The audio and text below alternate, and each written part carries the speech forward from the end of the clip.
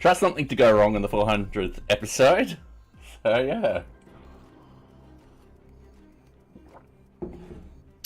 There we go, I just need to turn it off and on again. Alright, cool. So now we're cooking and stuff like that.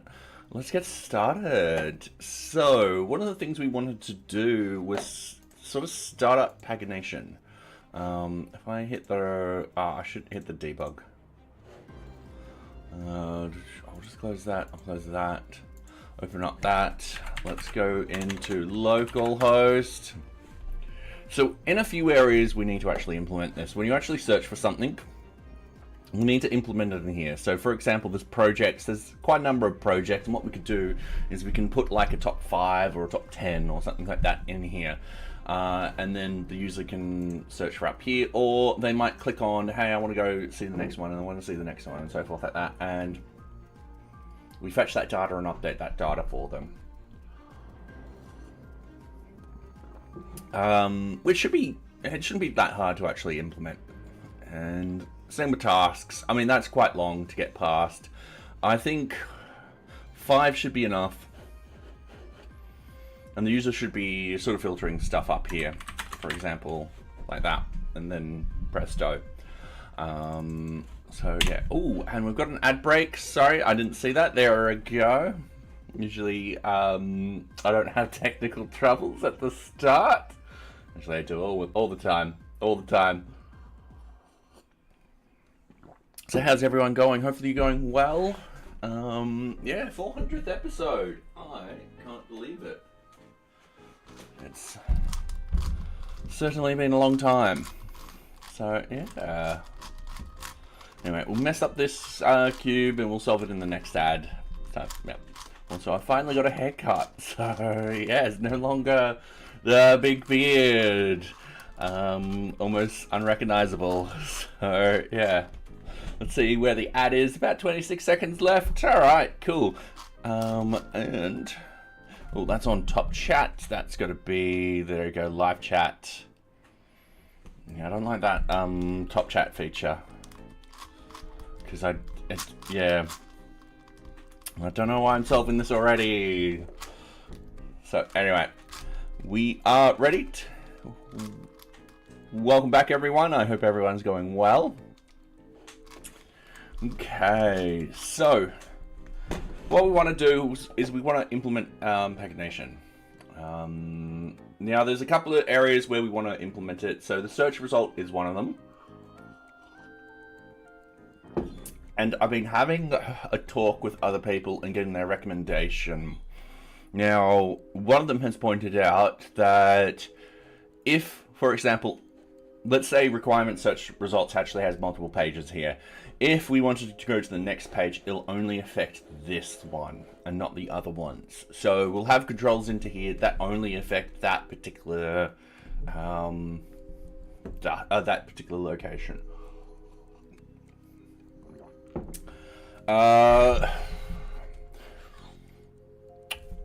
We also, where else did I want to fix this up?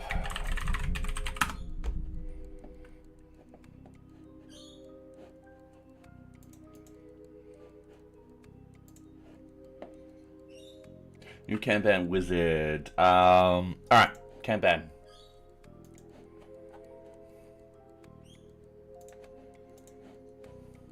So under the link object, we'll select a task or something like that, and there's just a lot of them in there. We also need to move this away from here and actually put it in its own thing. This will behave differently though, so...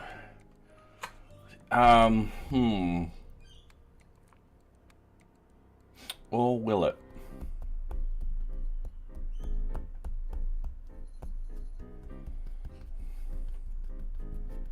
So I think we could potentially use the same backend. So if I bump this off to the left, let's go into network. Let's hit the project. We do actually hit. Let's get rid of that. We don't need that. Hey, get back up there. We actually do hit the Kanban to project and linked left. Now we do hit that for a reason. And one of the reasons is we need to automatically filter out certain stuff in here. However, we kind of want to set this up so it works pretty much the same as in other locations and stuff like that. So, let's go over here. Let's draw something up. So, what we want to do is we want to fetch data.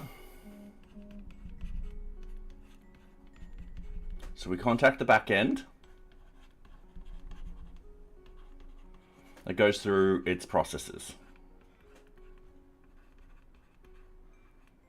And let's say this is a search process.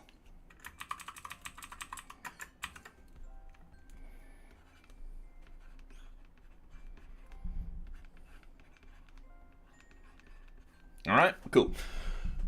If we were going to do something similar, let's say we want to fetch data,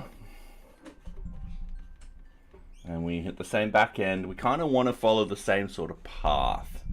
However, in a couple of cases, we might want to manipulate that data, the search process data, before sending it back.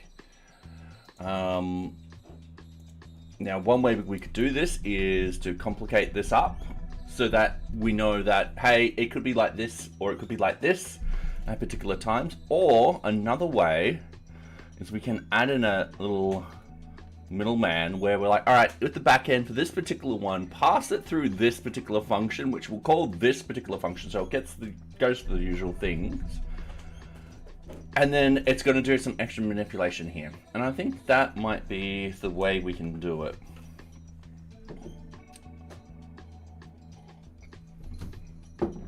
But I gotta read the code and refigure it out, because it has been a while since I've done these search ones before. So in this sort of case, we want to hit the link list.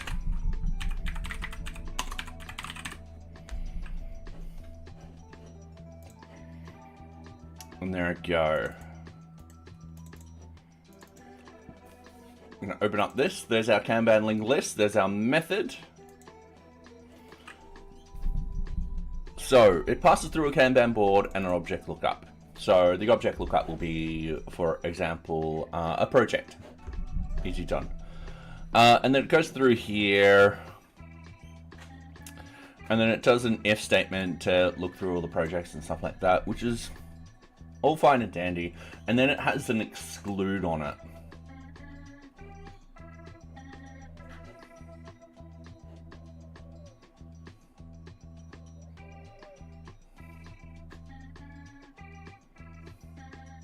Now, existing objects where Kanban card.object.filter is deleted as false is, we got an excluding objects too.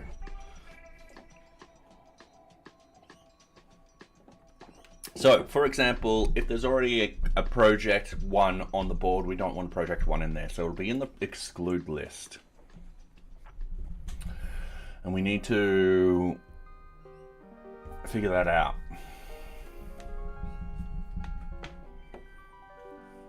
So this one's pretty simple. It's a very simple sort of search. It's nothing dramatic at all. And what we kind of want to do is have a look at the other search function. So if we go find all objects, I'm going to go on the network. I'm just going to hit reload. You see, we're not actually making any XHR calls or anything like that. This is all within there. We only do that when we go and do a search like that, and then it updates everything. And I'm starting to think we could redesign how I've done the search.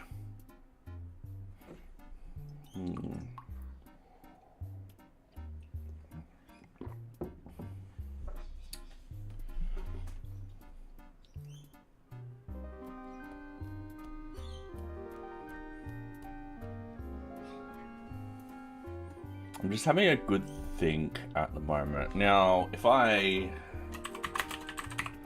do that, it automatically fills that out and everything gets filled out how we want it to. Which is what we want.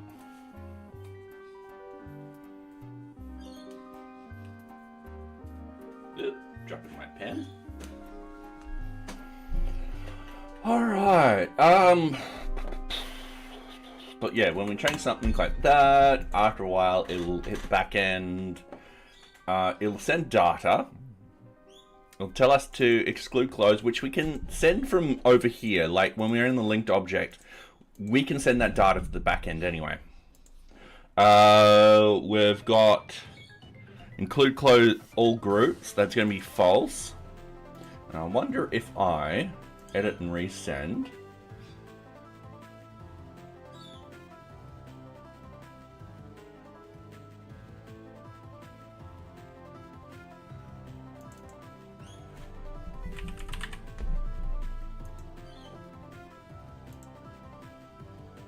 If we get everything. Oh, we do. Oh no. Oh no, let's fix that one problem first. That's terrible. Alright. Oh, we don't have really a security. Alright. So that is terrible. That's a security issue. Actually, no, I'm as admin at the moment. Let's test that with team leader.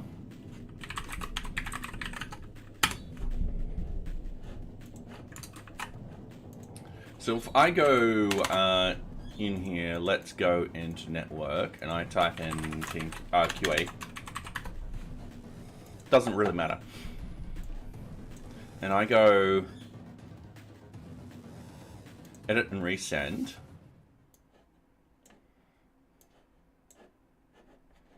Scroll down on here, and I type that as true, and then I send it. This is passing through as true. Oh no. Oh no. Our QA team. Alright, cool. I do check it in the back end. Okay, cool. Because yeah, when I did that, yeah, it's come out with 4. This has come out with 3. Alright, cool. Yeah, I do check the user permissions in the back end. That is good. Alright, for a second there I thought I didn't, but no, I was as an admin user. So yes, the admin user can see everything. Alright, I'm going to close that one. So, what I kind of want to do is sort of move this so this page just loads up. And then we could do it. I don't like the fact that if we were to do this, each one of these, yeah. All right, let's write out what I need to discuss.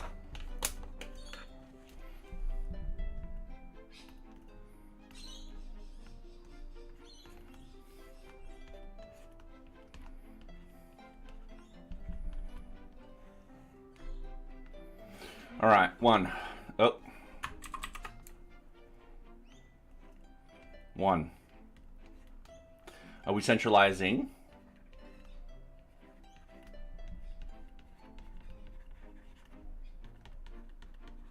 the search?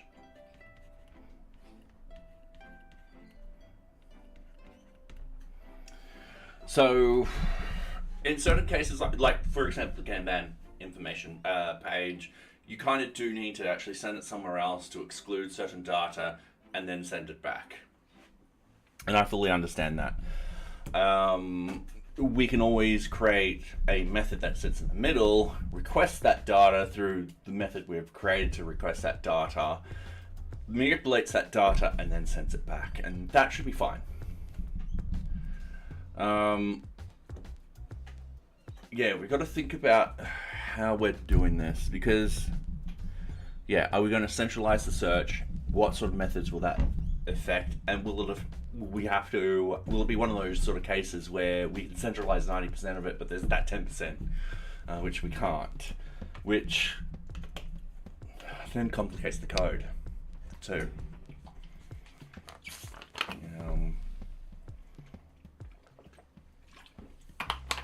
Yeah, got to figure that out.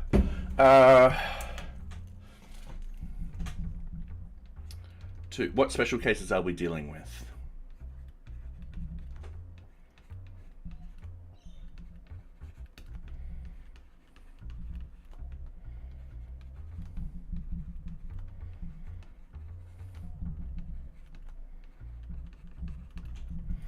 And 3, how fast is the data retrieved?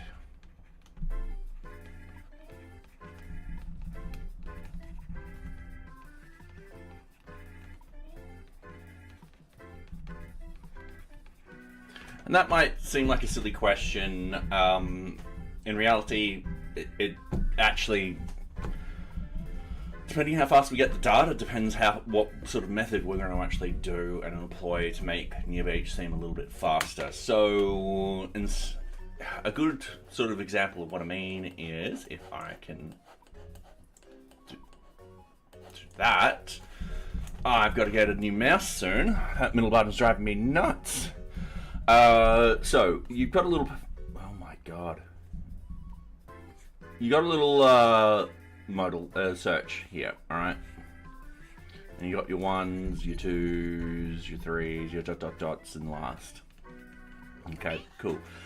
If it takes a while, but let's say you're gonna have 5 items here,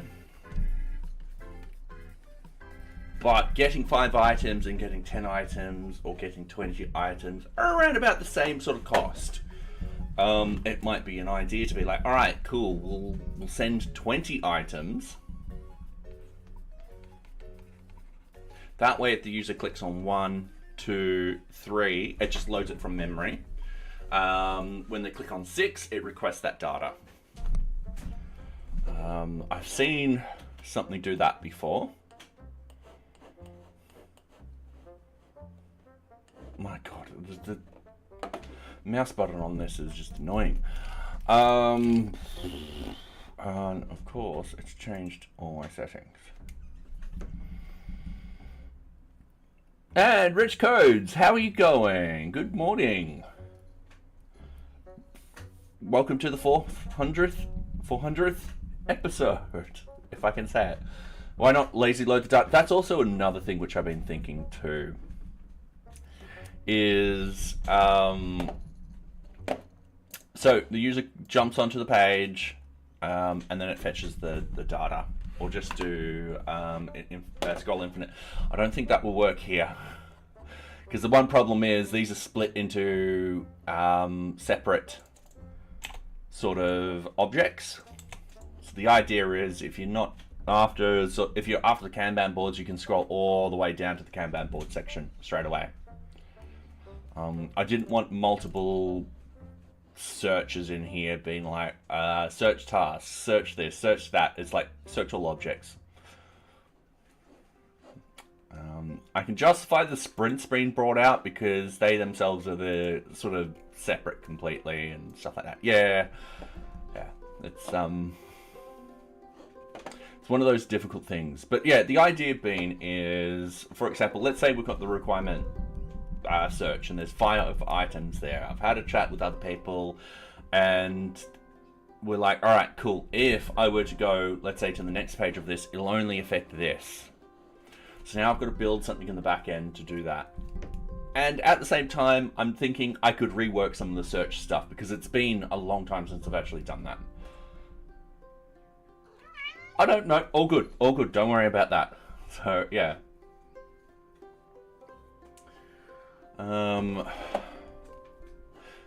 But also at the same time, I've got other things like, let's move that to the right. Let's not put that in mobile mode. I've got for example, the link wizard and stuff like that. And for example, if I jump on task here, it shows a lot of things, but I've also got a search term in here where I can search for stuff.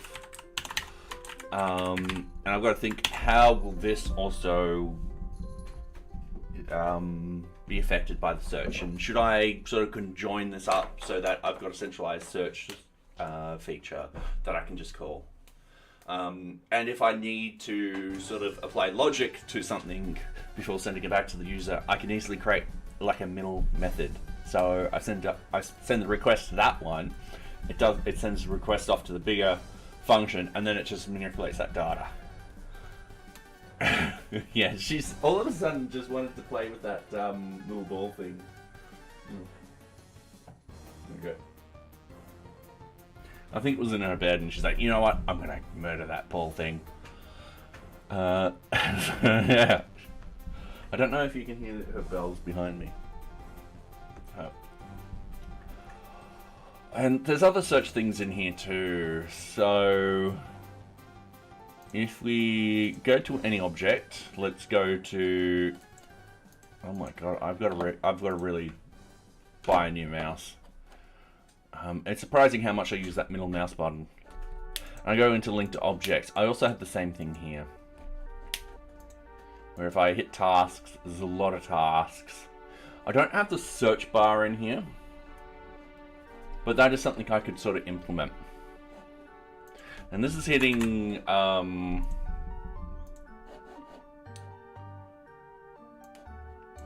if we open up the network, this is also hitting a very similar sort of thing, but this is hitting object data. And happy Friday, the Bob I know. So luckily we've got a cool change. It's been rather nice today. I've been exhausted though. So it's been lovely, sort of 21 degrees today. So not complaining at all. I was outside for a bit. Yeah. I joke, summer warm right now. Like, I love some summer weather right now. It's winter shivers right now. Yeah. Yes. I was riding my bike in 35-degree heat yesterday. Let's just say I got home very exhausted and very dehydrated. They do have water fountains along the path I ride, so I can easily stop and get plenty of water. But I drank one of the a whole one of these when I got home. So yeah, it was brutal yesterday, and I think it's why I'm so tired tonight. I went to sleep at like I think 11 o'clock, and woke up around 8, and I was like, I'm not awake. Not 35 degrees Celsius yet, warm though. About 18C to 20C would be nice. Yes, it is. It is really nice at the moment. I am not complaining about the weather at the moment. So, yeah. I will say my watermelons have grown, which is nice. So, it's about yay big now. So, I'm looking forward to it, and I'm hoping I get a lot more. So, yeah. Alright. So yeah, this one's more generic. It still gets a link list. I think there is a... If we search for link list again, there's another URL one. Yeah, this is the object data one. Excuse me.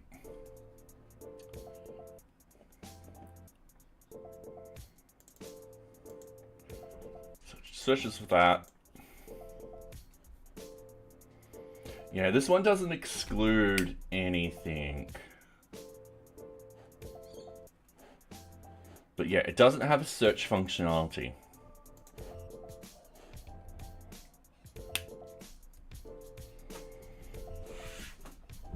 So, yeah. Now, some things I do want to state before I jump into just coding all of this. With the search page and stuff like that, if someone were to, say, change something like that, do a search, I don't want there to be 5 requests, one for each object or something like that. I want it one request and then get everything back. So a good example would be like this one, and notice how I'll get everything back and everything else is empty, and it just updates it all in one. So I want there the ability to send for that data. And when I'm like in one of these, let's say I go to the next page or something like that, I only want it to get just this data because it's updating just that data. So yeah. And I want it to hit the same endpoint. Now, to do that, that would be pretty easy to do. So when I send off the request, I have an array, and I'm like, all right, these are the objects that I want to look up. So if it's 1 or 2 or 5, that would be perfectly fine. And then it only sends back results for those particular objects. And then that's scalable. So for example, if I implement a new module in here with a new object type, that won't be a problem. Not that I can think of any other modules or anything like that. Other parameters I can send is pagination number.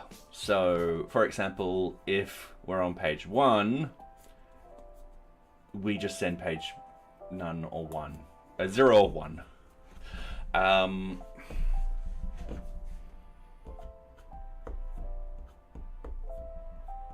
And I think it'll be a 0. And then if someone clicks like on the last page, but then we also need information on how much data there is. So I'm just going to write some notes over. Oh my god, I am really getting sick of that mouse button now not working.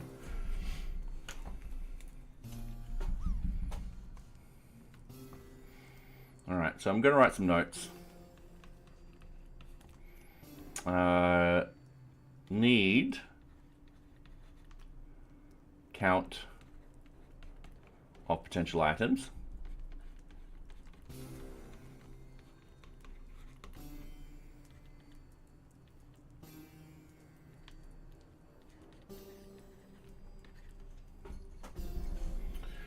So, for example, if there, or max number of pages.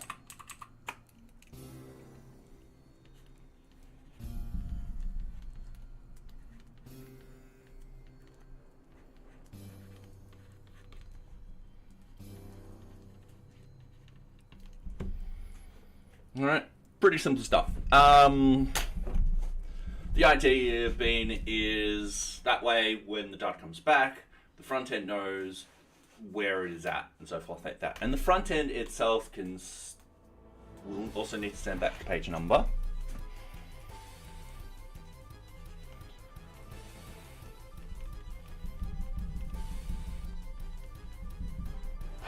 Back.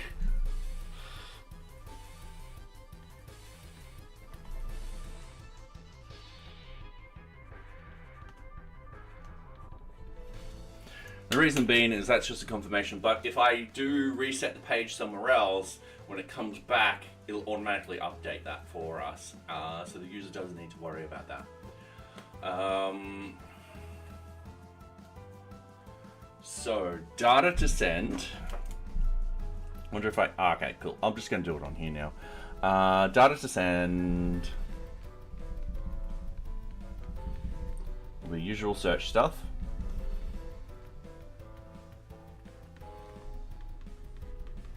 So for example, if someone's actually keyed in the search task, all right? And as you see, there's quite a number of tasks in here. If they come down here and they click on page 2 to see those items, we still need to send that search this to the back end to be like, all right, cool, this is the original sort of search results that we're trying to get. Usual search information, destination page.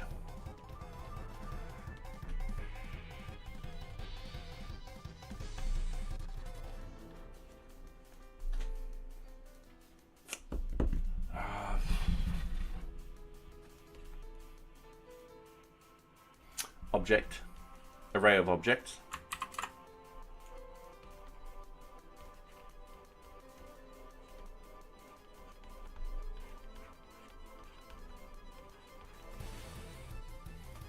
All right. So that's just telling us, telling the backend what exactly we're looking up.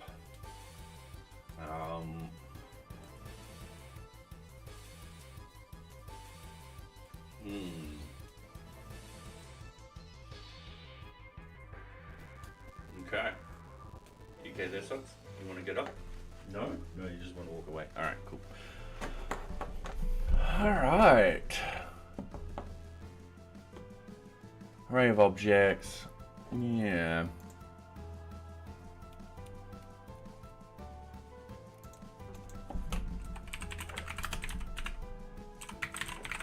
Let's look up some. Alright, what is pagination?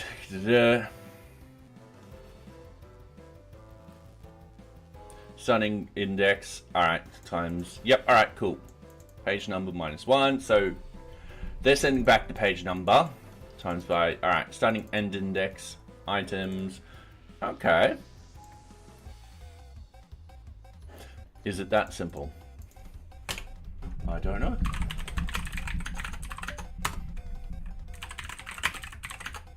Let's jump into a shell, shall we? Alright, cool. From NearBeach .models, import everything. Cool. Everyone's happy. And then let's go a equals task.objects .filter. We'll just get everything. That's quite everything. So a dot. Now this is saying. Oh, alright.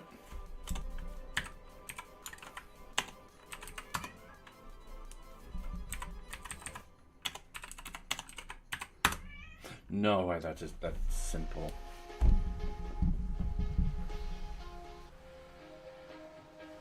Alright, chat, that's way too simple. That is just going to speed up everything. If we have a look at the object data,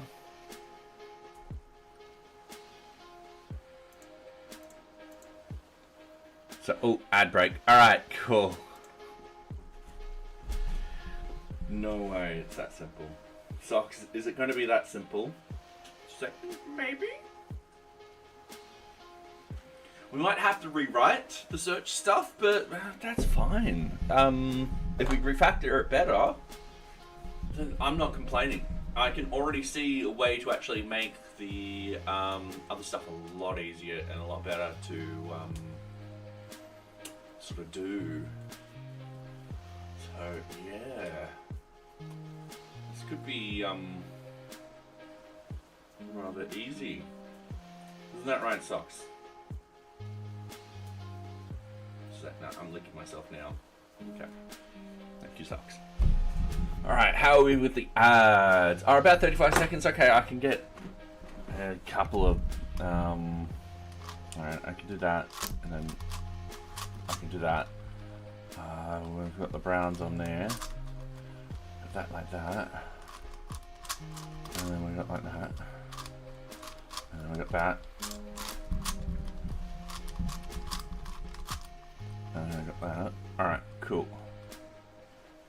And then we have to put the whites over there. Alright, cool. And how are we? And welcome back, everyone! Alright, cool. So, it looks like it's going to be that easy. I'm not going to lie, that's awesome. I do want to try something, so we've got 17. If I do A, 15 to 20, it's just going to give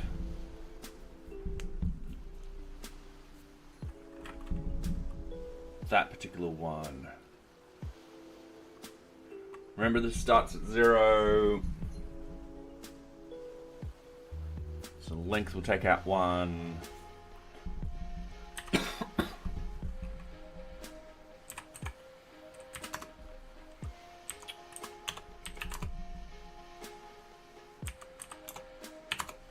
Yep, and then 17 doesn't exist.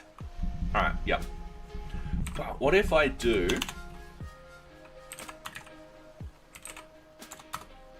that's empty set. Alright, cool.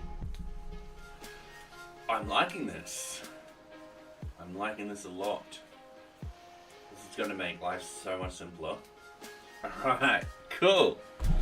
Because yeah, I just didn't know how to do it in the Python side of things, but hey, if it's just this is, yeah. This ain't gonna be long. Cool. So with the search itself, we should be hitting the. This is for this particular thing. I'm just gonna focus on this at the moment. So we've got search/data. Sorry, wrong one.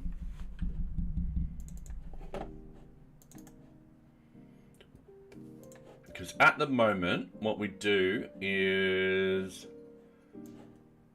get object search data. And this is a centralized, this is an internal function. So we actually call this in two different places. We actually call it when we're actually setting up that particular form. So when we actually go to the search, we call it. And when we actually call the same thing when we do the AJAX request. So as you see, it gets all of this data. Check to see if the super is not a user, if we limit it to the own users group. So yet we apply a limitation here. Now, what we could potentially do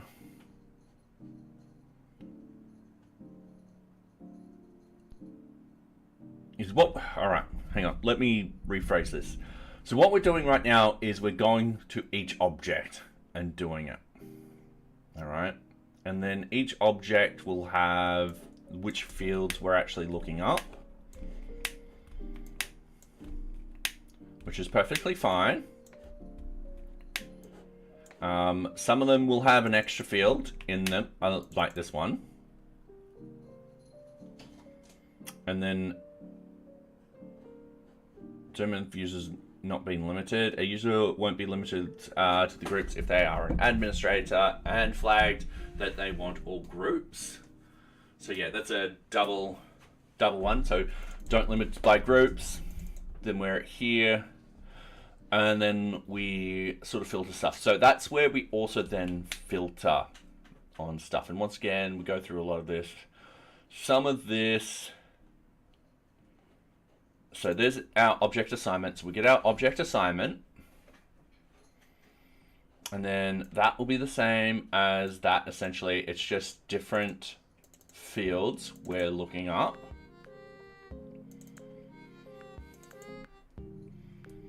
Okay. And then we apply a search result on all of this.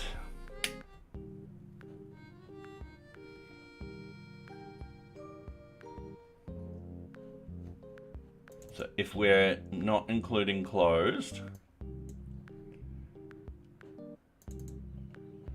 all right, this is the one that's standing out because a lot of these other ones actually have tables which we can reference. And hey, Rizbuzz, how are you going? Hopefully you're going well.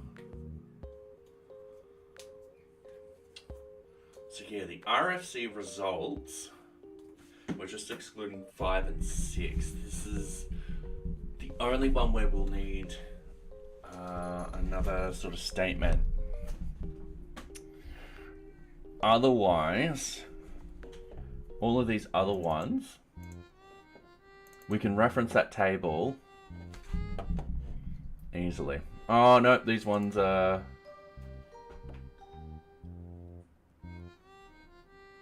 No, I can use an F statement to get to that.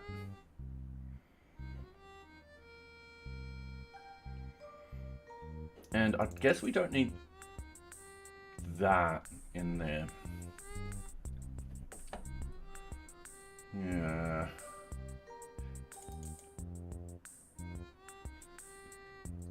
So it's just this one.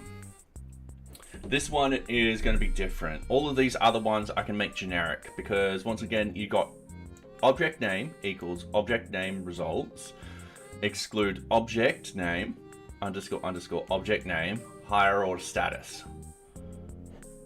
Object, object, object, object. And this one will also be a bit different. All right, not a problem. So we just search for those two and then we default to the objects. It does mean we got a bit of a if statement, a nested if statement and stuff like that.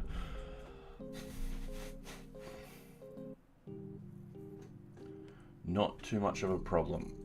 A comment will actually help that out. And then we got the split row. So we're just splitting by this. And once again, all that, we can reference that. So we've done it before. So what we've done in the past is we built an object being like, all right, cool. If it's a project, these are the particular variables we're going to use. If it's a task, these are the particular variables we're going to use. And we can do that again here. I'm also having a look at this being like, all right, I need more consistent naming in the database and stuff like that. And it is on the tickets to actually do, is to go back and actually rename a lot of the particular fields. However, that won't happen until the 032 release. So that's one of the, I'm probably going to schedule that as the first thing to do with the 032. And the reason being is it is a sort of a major change, and then I need to go through and debug everything. And it gives me a good sort of release candidate to find all those problems and stuff like that. And yeah, it is a breaking change. It also means that when we do set up the API and stuff like that, we need to notify users, hey, all of these particular fields are getting changed from this name to this name. And that's not a patch, that's tends to be a breaking change. Alright, enough of all of that. So most of that is fine.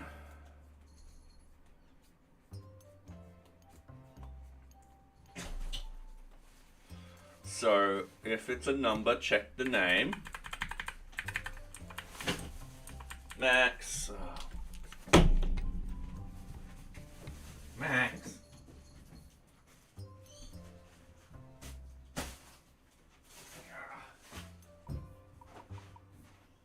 Sorry, cat knocking over things.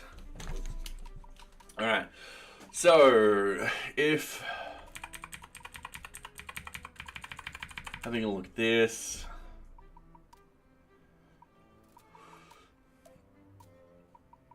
Alright, no problem. None of that's going to be a problem. Once again, that's all generic sort of stuff. In fact, that whole thing is going to be generic. And then, once again, that will also be generic in the sense that we have an object that actually goes, all right, you need to order by the title itself. And once again, when we do update all the naming conventions and stuff like that, that will be super generic. We just have object underscore title, and we do what we need. And notice here, we've got the 25. So I think we then pass back the results. And yeah, all right, cool. Due to Django wanting to send converted JSON data as a string, we have to apply serialization, apply system.load function, compile the data and send back. Note to Django developers, there has to be a better way. Yeah, I remember this. So yeah, all of this would then be put into an object array. Okay, cool. So at the moment we do it in a particular way. This way works really well. But yeah, we can improve it.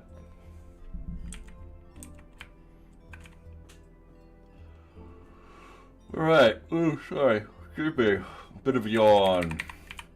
So this is get object search data. We'll probably have a new function called get single object search data. And we'll need to pass through the components that we're looking at for it.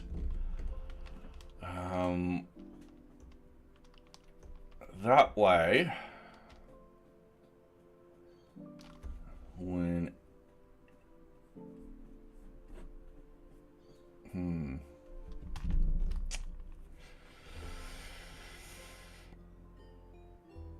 yeah, it's just that. Sorry, there's a lot going on in my head at the moment. What I'm trying to get at is I want to build a sort of one function that fits everywhere, and then the idea being is if an endpoint needs something slightly different, it can still hit this central location. It just then changes that data a little bit. And I've got to look at the search endpoint, Ajax endpoint being a sort of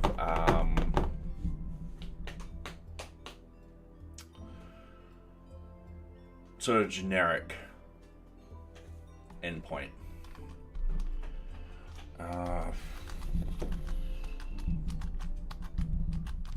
Okay.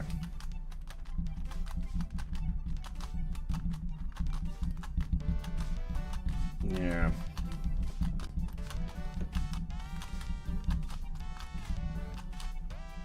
I'm checking that monitor. I'm terribly sorry. Okay, so I then need to think what other information and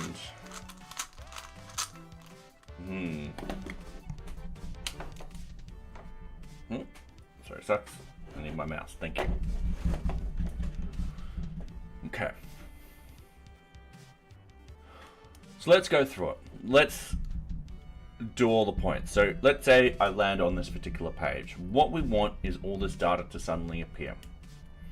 Now, if we were to set this up so it was a single sort of thing, we just call it. We can then do the conversion and stuff like that, like usual. However, it will be a lot easier if we jump onto this page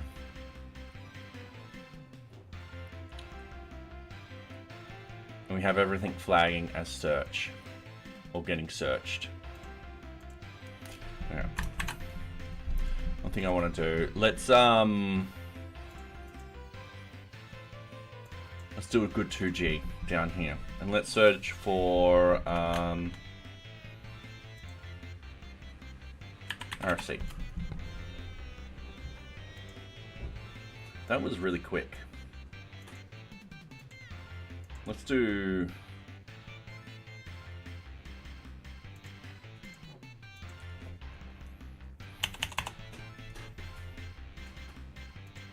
that. Still was very, very quick.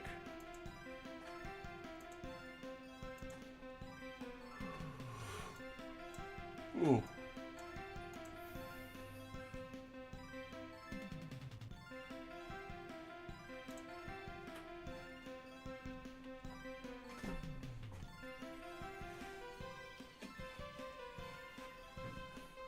All right, hang on. That was still very quick.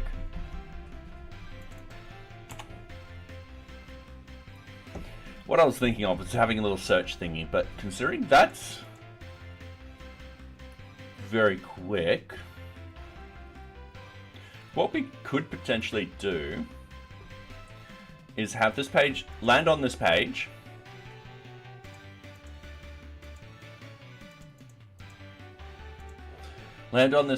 and then fetch the data.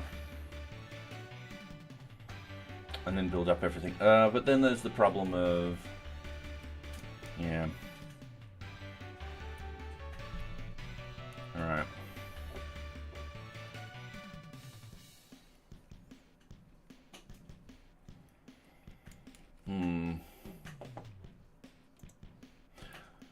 Sorry, I'm just having a good think about this. So if I were to keep this, so we land on this page, everything's there before we landed on it. So if I go delete everything and I go reload, so everything's actually there when we land on this page. So this search is already there. It's actually transferred 15.48 kilobytes of data.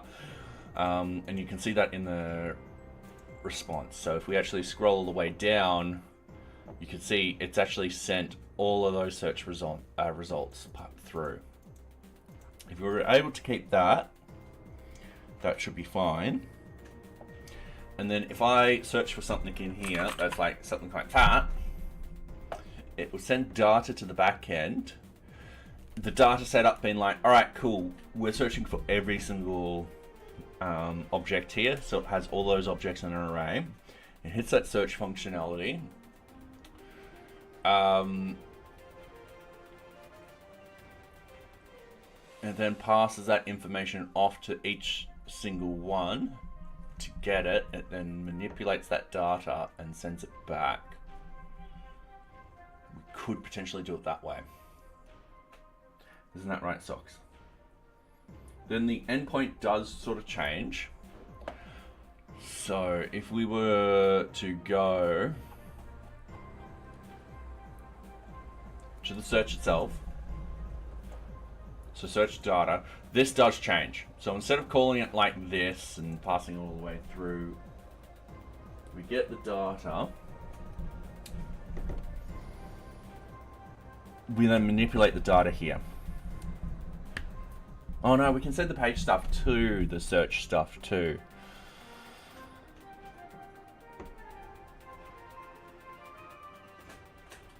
But we want to set up the data.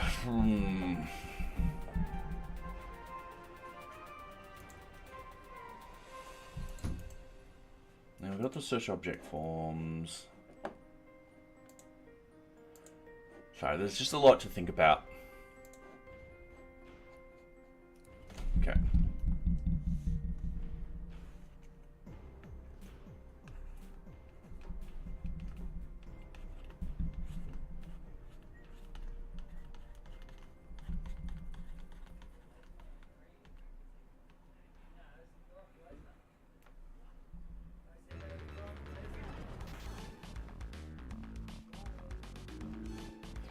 All right.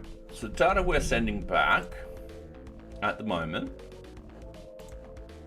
Have a look at, so we've got the search.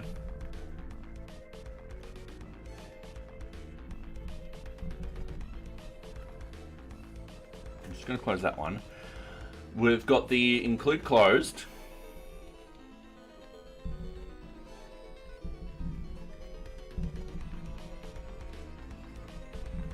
We also have the include all groups.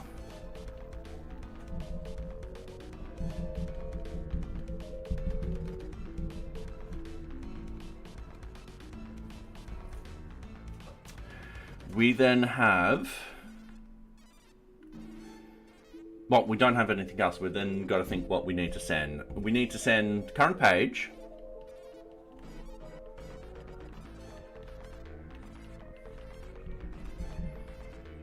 I'm going to flag this one as new.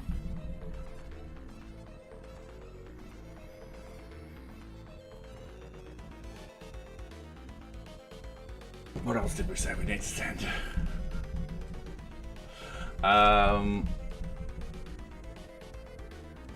Data send, usual search, destination page. All right, destination page, sorry, not current page.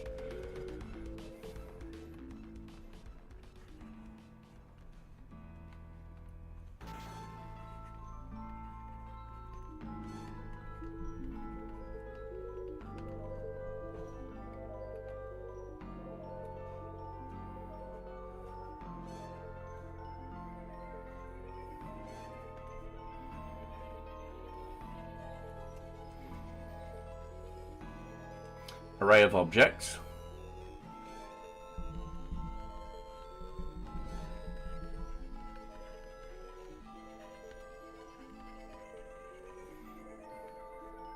It's also going to be new.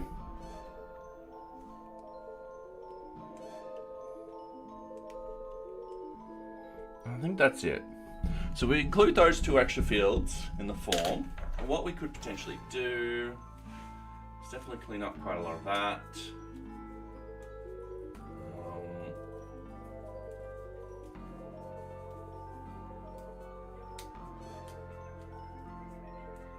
Yeah.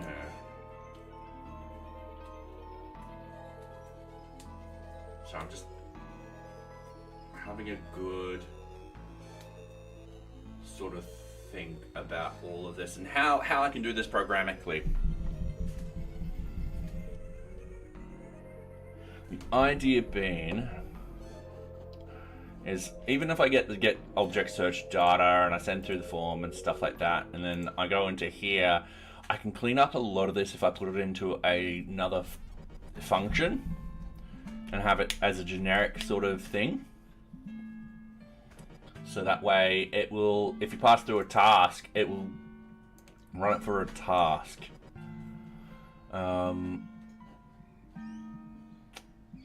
Yeah, and then once it gets all the data back from that, it can loop through all of this and then do all the proper pages and stuff like that. And then it's just the pain point here.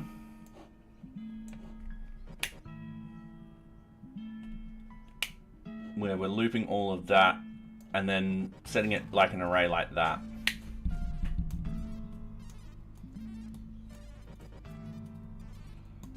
But once again, we can use an object to do all of that. Not going to be a problem. That will all be generic.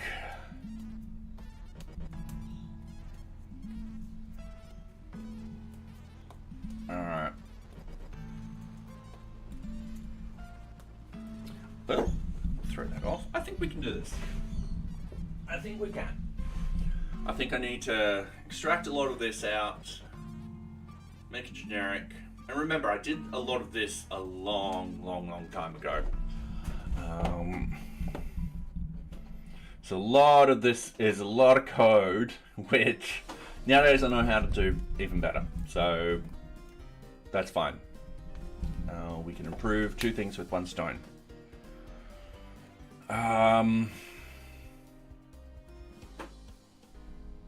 Yeah. So I'm gonna say, yep, still search form, passes through into here. We then get single object search data. This one we should.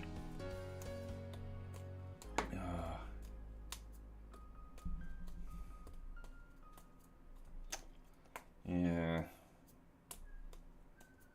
This one should be prepare search data.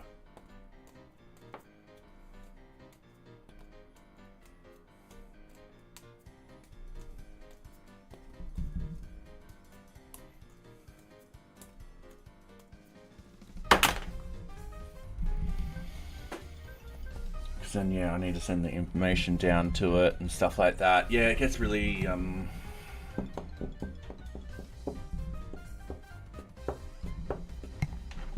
confusing very quickly. And then we've got the search include close that. We've got 5 sort of data points. I mean, that can, the array of objects will be splitting down. We can still use the form. Yeah, alright, cool. No, I know how to do that. That's not a problem. Alright, it's just the naming of this. Prepare search data, maybe. Get object search data, alright.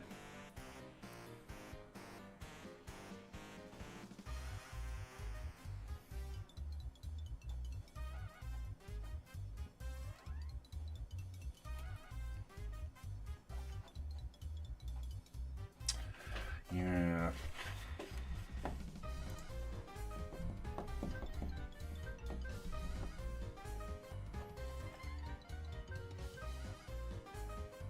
By technicality with T, we want this more of a thing that's only called by this method.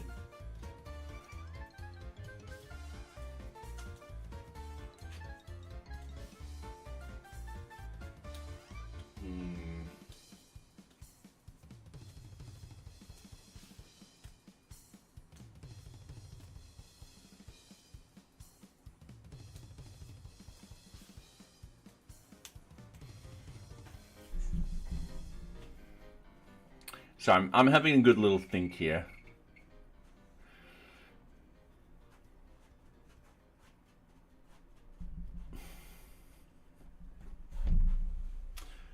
Let's try and think of a good name. The reason being is I want a name that sort of fits this a little bit better. I could extract this out into its own sort of search class, because the thing is, this then becomes its own sort of entity. It's not decorator. It's not fixed. Definitely not fixtures. Definitely not management. Not middleware. Definitely not migrations. Static templates. Yeah, it's almost like it's its own private sort of controller.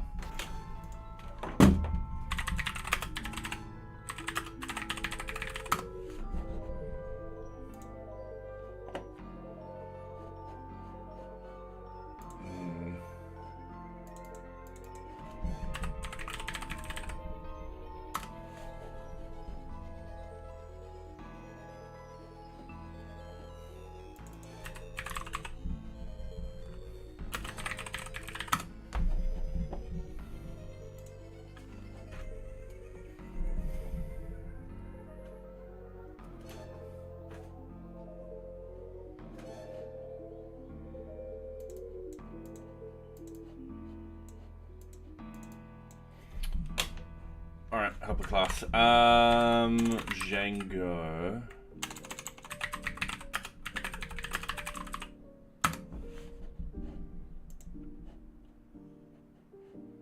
Alright, add time.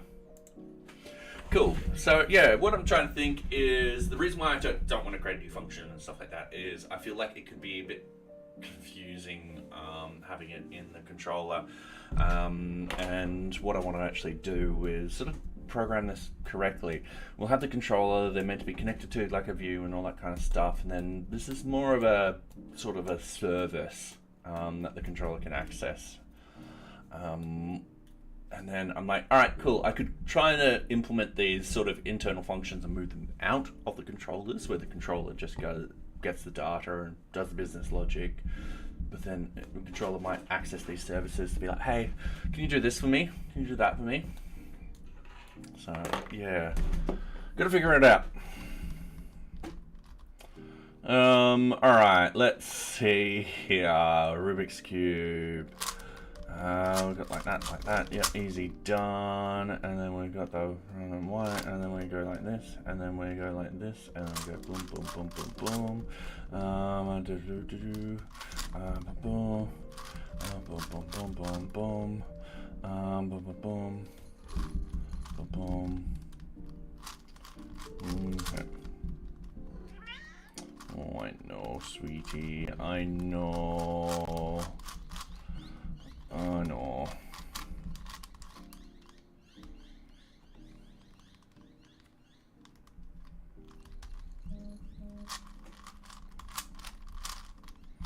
Okay, and then we go like this, and I hoping I didn't muck that up. And then now we can do it, solve it like a 3x3. Where are we with the ads? And welcome back, everyone. All right, cool. So yeah,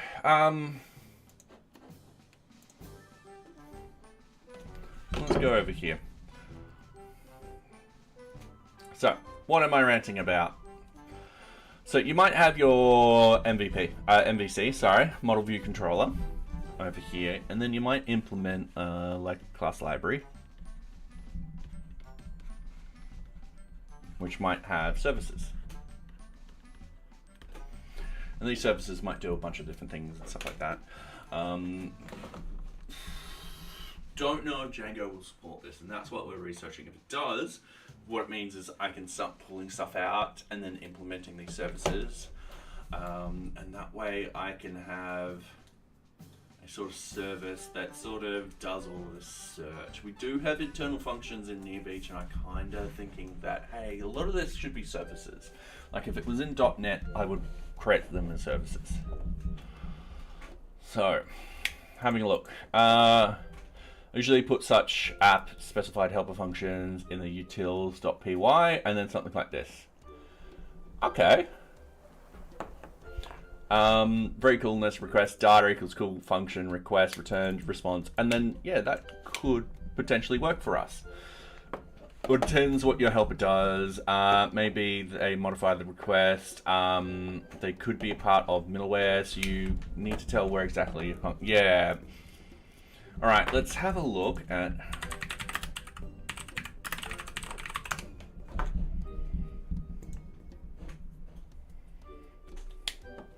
Different question, but same answer. Usual layout to a Django site, projects, templates, common, local. Where projects contains your main project and any other common contains things that are shared across a site, or at least not project specific, like you need to download Django profile and Django registration rather than have it. All right, cool. Template contains just that. Yep. Local contains things that are going to be specific to you or to the current machine that you could like database, location, password. All right, cool. I generally put middleware. That's the project specific inside project. Make sure to add the templates directly in the right place, or probably local. All right, cool. All right, sucks. Yeah, thank you. All right, the document covers all stable modules and general utils. Most of them, yep. All right, cool. Cache. I don't think this is what we want, but let's go back to here. I mean,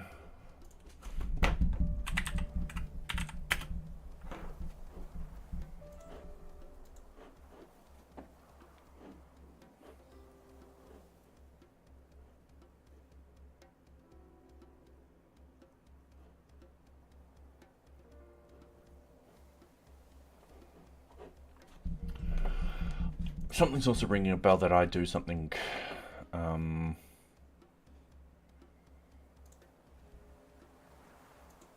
So we've got the decorators.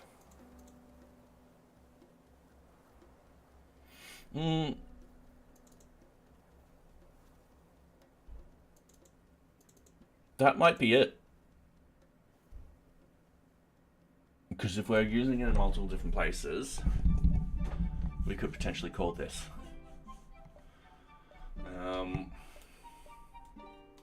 And that's what decorators are for. Alright. However, we also got middleware, but middleware is, for example, handling error pages. Yeah. Yeah, don't worry about that. I think that's it. I think we just decorator it. Then we add in a search. And then what we want to call it, something, I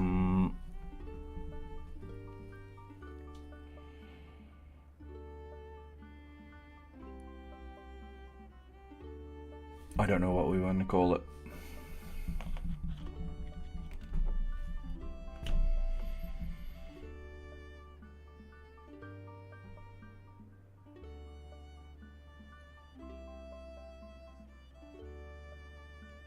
I mean, we've got search views.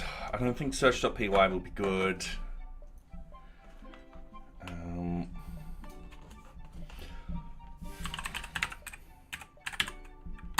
Alright, cool. Add.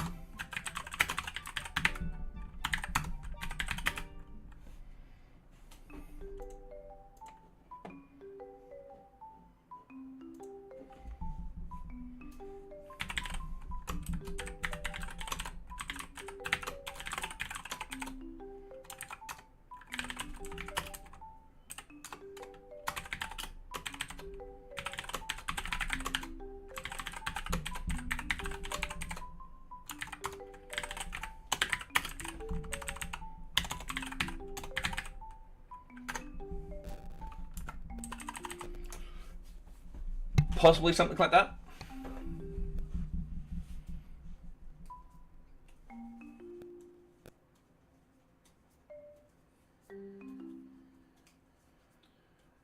And yeah.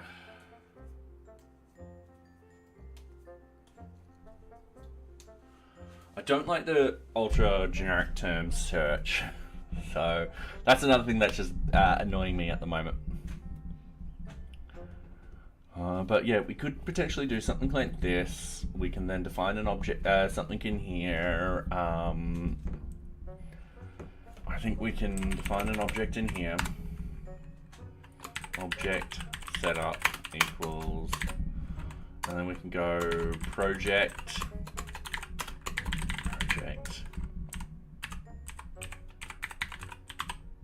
project.objects, and we can go from NearBeach.models import project like so, and then we can do task, and then we can go task.objects like so, and once again up here we just go task, and then down here we'll just do this, and then let's go a equals, let's say object setup, oh that might be self,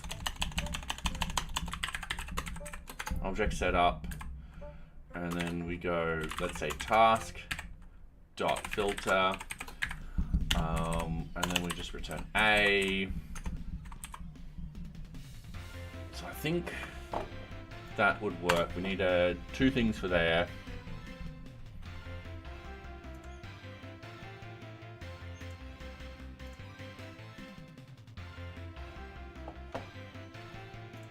I think that's going to work. And instead of search, I'm going to call it search objects.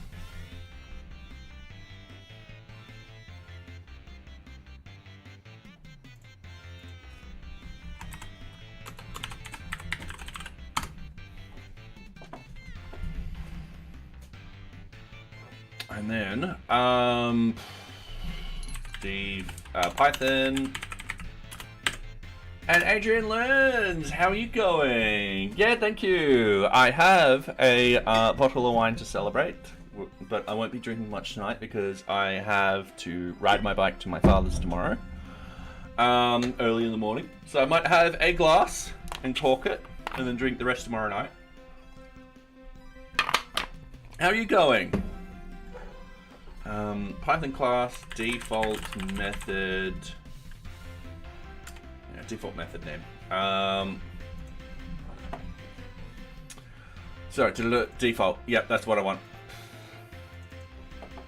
And then I need to pass through stuff. All right, cool. Fancy, yes, yes. That's a lovely little bottle. I've had this one is. What one is it? I don't know what this one is. Syra. Alright, hang on. We're getting distracted. That's fine. Oh, Shiraz.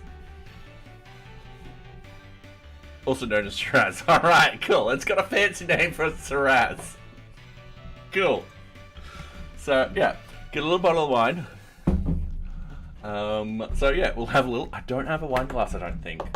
I've got a plastic one which my mum keeps here, but I don't have a proper glass one. But not a problem, not a problem. Alright, so what we're doing is we're improving, or I should say refactoring our search. And I've been thinking about the internal methods that we've been using in NearBeach for a while now, and I'm kind of like, well, a lot of this needs to actually change because I don't want the views to be populated with stuff that isn't connected to an endpoint or anything like that. So a lot of the times in .NET, I'll have, let's say, a controller. The views in Django, just to cause confusion, and it'll be very, very tiny, and it gets connected to a service, and the service is a class library, and it does all the things back there, and then it sends the results back, and then the controller will send those results off. So we're kind of doing something similar here, where we're getting the data. Any internal stuff should be put in up here. Oops, socks. Sitting on the mouse. Thank you. Alright, now I've got to lean over the desk. So, I'm just testing this out at the moment. I do kind of like this. I'm going to go search objects, and then we're going to open it up, and then we're getting all the stuff we need. So from NearBeach.forms, import, and then we want search object form. All right, so over here, what we want is, we'll actually be sending that data, won't we? But will it know that it's a form? Because no, we do validate the form. Okay, hang on.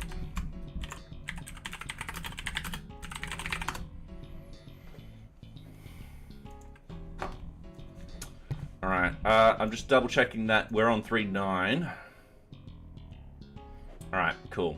So we do support 3.9. We don't support 3.8 anymore, as of October last year, because it's been deprecated, or no longer supported, I should say.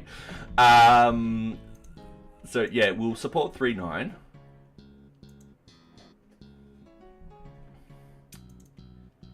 Okay, cool. Yep. I kind of want that hint to come through. So I want form, and that will be search object forms. All right, and then unresolved. Oh, all right. Let's go back into here. Frequently you see super used here for, all right.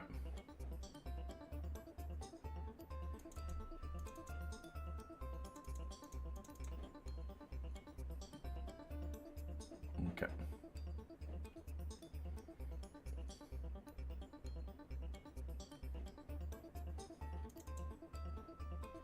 So we do want a default.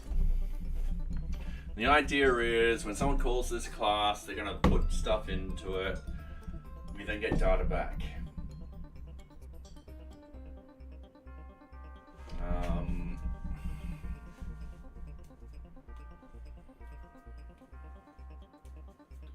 Either I initialize. All right, I'm going to have to see what I've done elsewhere, because I think I'm mucking this up a little bit. Okay, so let's go into the views. Let's go into the document views. In the document views, we should have a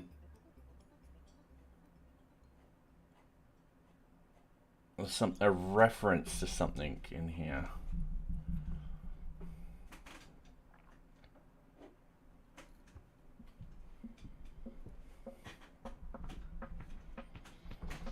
Yeah, all right.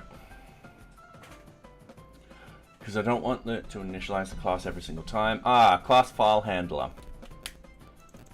All right. And then local file handler, we pass through the file handler.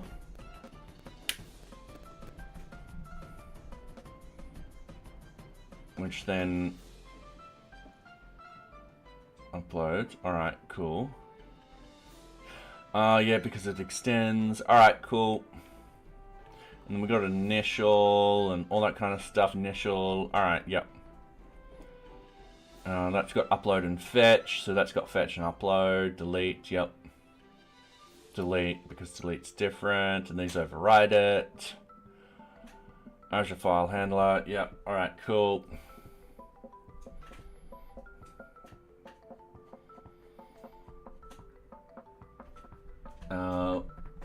400 days of programming straight. Well, almost. I do work a 9 to 5. So yeah. But yeah, I can't believe it's 400. It's been a while. It's been a long time. I started streaming pretty much at the start of 21, but really end of 2020. Long time ago. So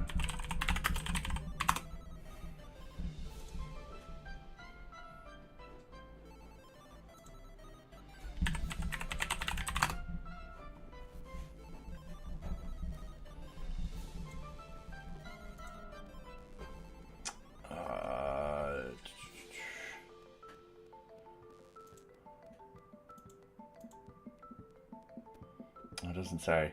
There you go. Yeah, 27th of December, I streamed for the very first time. And then I didn't do anything for a couple of weeks, and then I picked it up again, and yeah, then I got into a habit.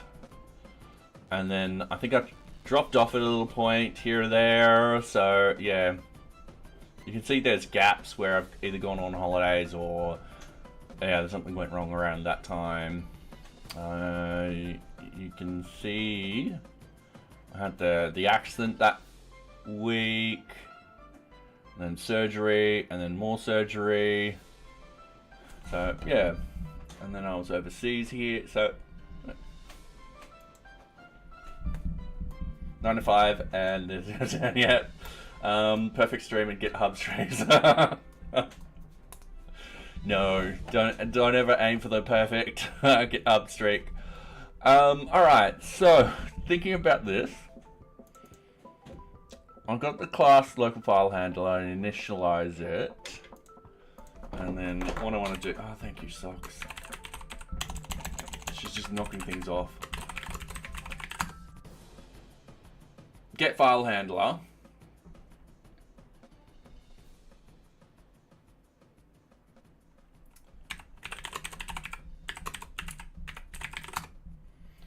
And I know I did this, so... Alright, cool. And then it's file handler.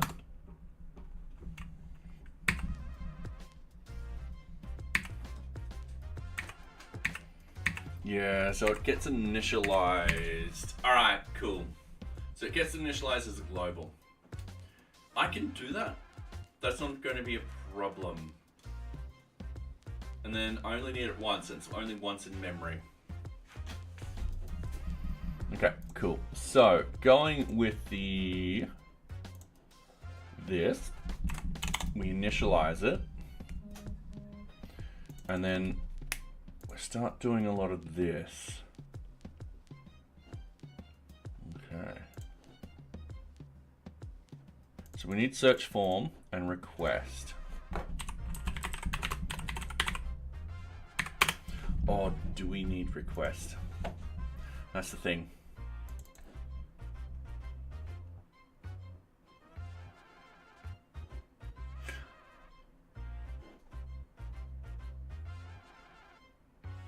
Yeah, we do need request.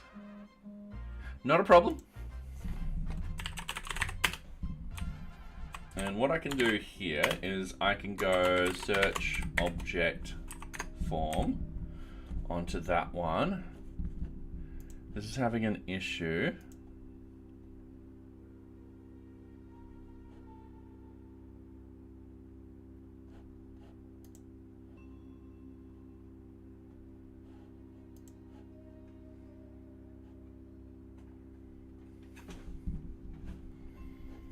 And then, hang on, I'll muck this up.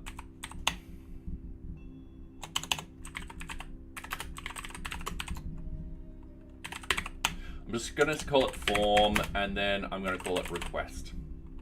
And that's all we need. And then I'm going to state that we want this as search object form as a type int.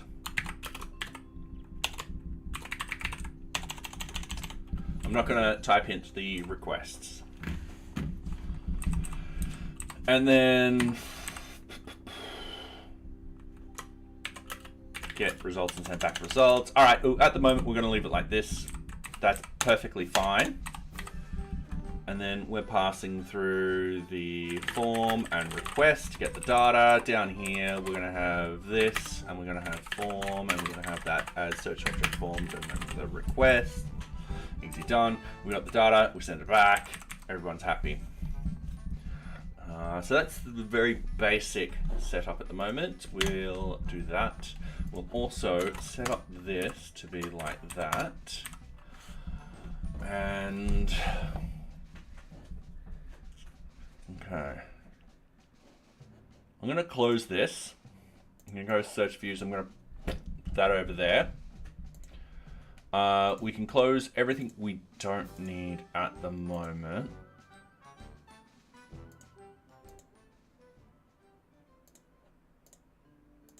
like that.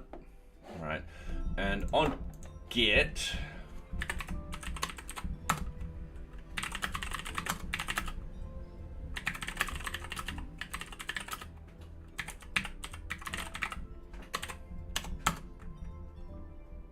git flow feature start pagination. All right, we're having a separate branch for this. All good and dandy. Because it just gives me that freedom to build this up whilst also working on other things. So yeah, at the moment we've got objects set up, and we'll go through here and we'll see what sort of data we need to sort of collect. We also, if we go search results, I'll search data. So we've already checked if the form's valid and stuff like that. We're all happy with that. So I'm not going to complain. We've passed through that, hey, it's going to be this as a search sort of thing.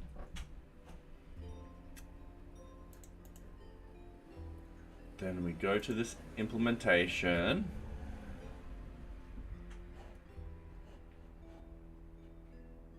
Okay, so we need to just collect the data.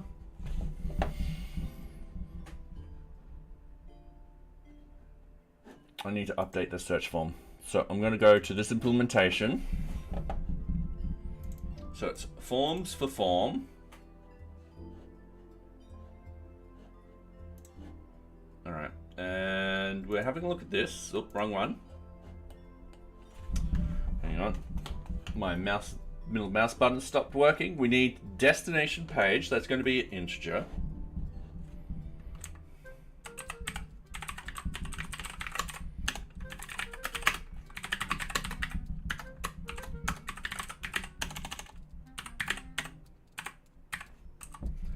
Destination, cool, done, perfect.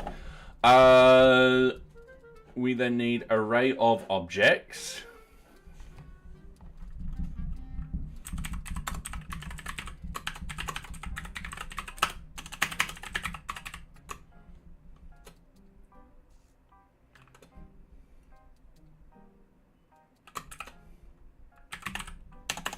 All right, this is going to be a not a model. This is going to be a multiple choice field.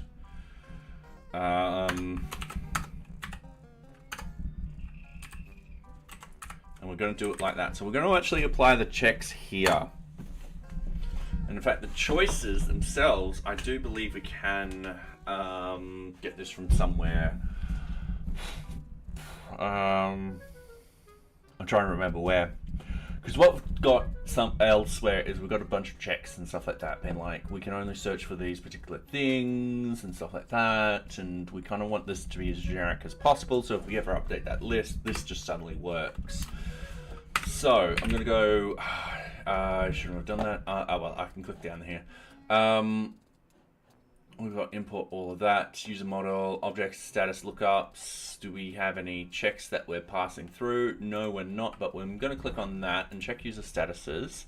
Object permissions, we should. We do have a function. Oh, that's a function dictionary. Not quite what we wanted. But we do.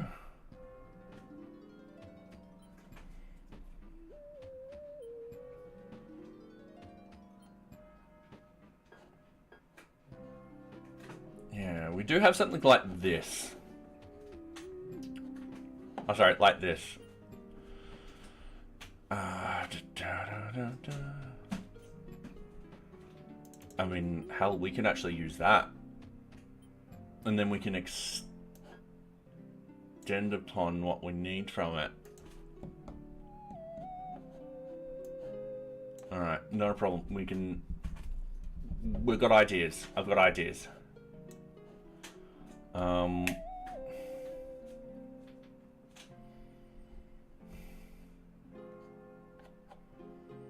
Okay. I think it is under the search view. No, it's not.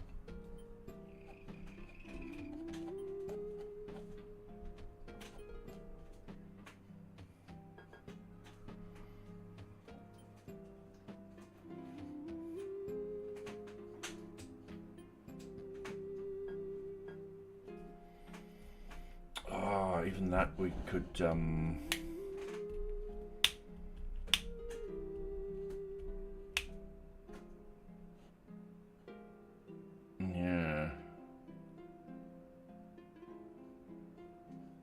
All right.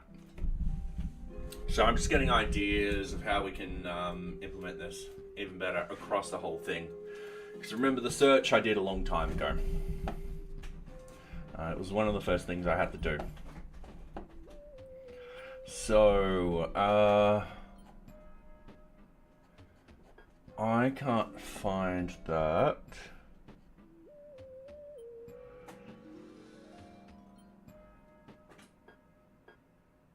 I'm just wondering.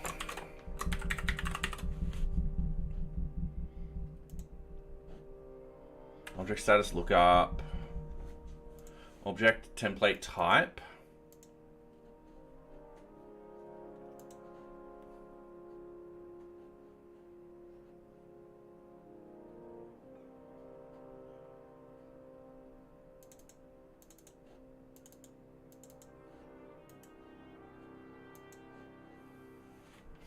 Oh, alright, no.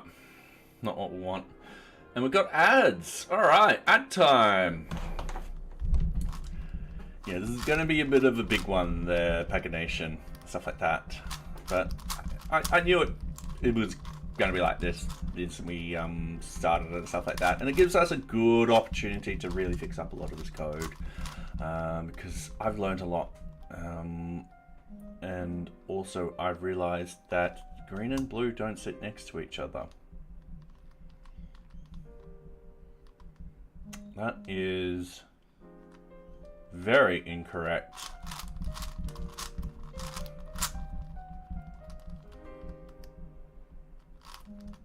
All right, cool.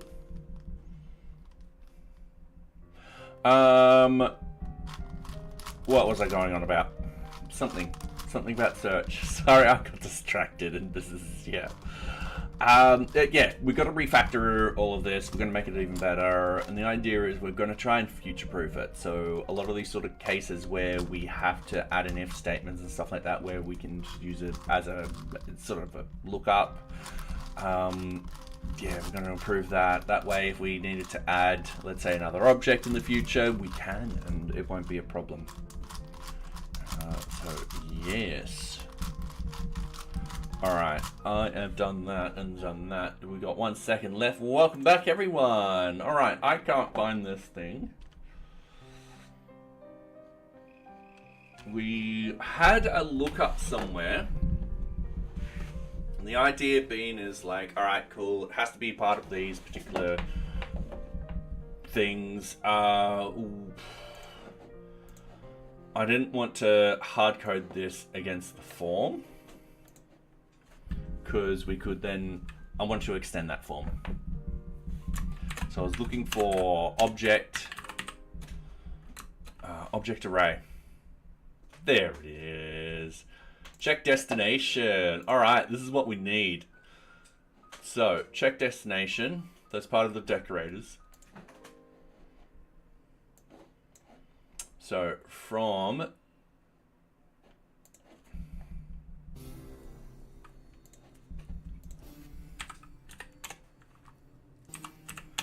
import from NearBeach.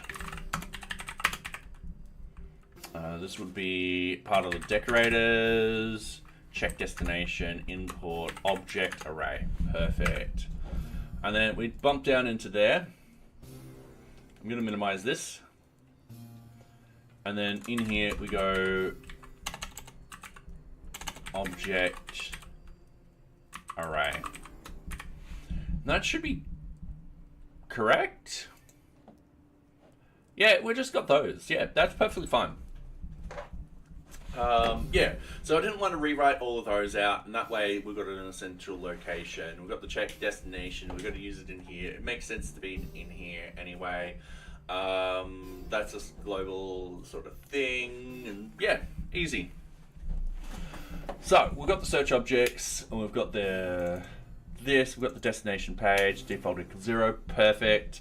We won't need a default in here because we want it to crash. destination page default 0.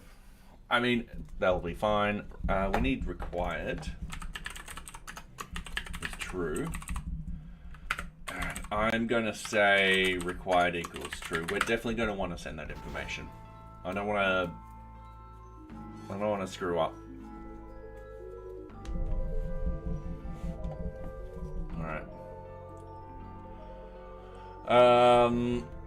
So now that we've got that information, the search object, this is where we need to expand this object setup.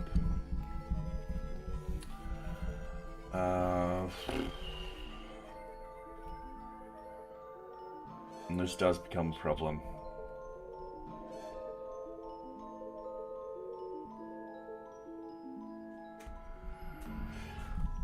All right.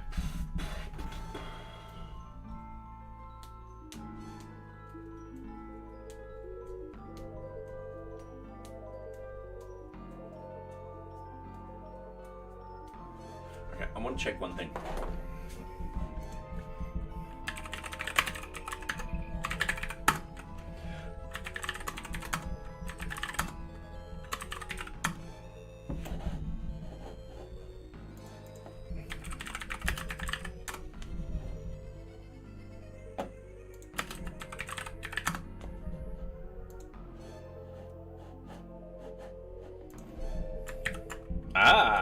All right, cool. So I have an array, an object. Let's say, first let's go from NearBeach.models, import everything. All right, easy done. And then we've got an A equals, let's say project. It's going to be project.objects. All right, cool. Everything's fine. If I go a project dot filter, we get everything that's in there, and I'm happy with that. If I go a task, it's going to come up with an error. So I'm just wondering if we can see if there is a check.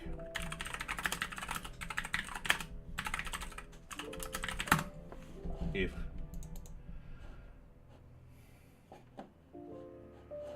cool. So if task not in a, print pane. Alright, pane. Alright, done. But if we go if project in a, print pane, we get nothing. Alright, cool. So I've worked a way to stop any crashes and stuff like that. All right, cool. So what I want, check destination. Let's go over there. Let's write down what I need in here. So change tasks, we're not doing on the search, but we could put that in. Are we searching for change tasks? Not at the moment, but it is something that we could put in to future-proof this. I'm gonna get headlights again on this thing. Customer, not at the moment. If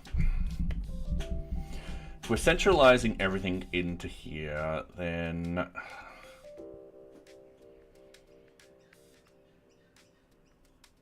I feel like we should do that.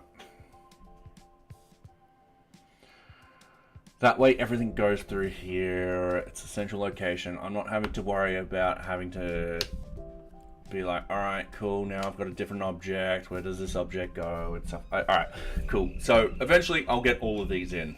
But at the moment, let's just do what I need to get in here. So Kanban is going to be Kanban.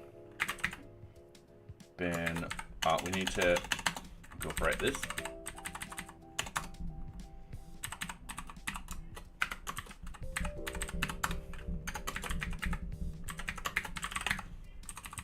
Socks.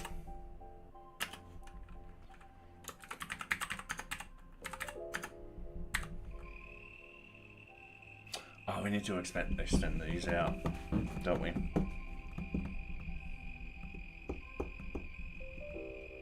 With the data we need and all that kind of stuff. All right.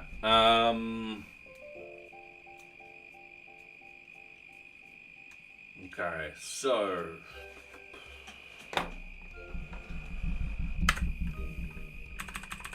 let's just start with one. The reason being is we'll extend upon it. So what we need is object. Will be task.objects.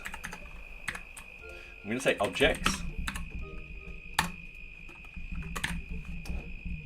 And then I'm going to go through the search. So I'm going to scroll all the way up. So what we want, all right, cool. We've got that. We'll need the fields.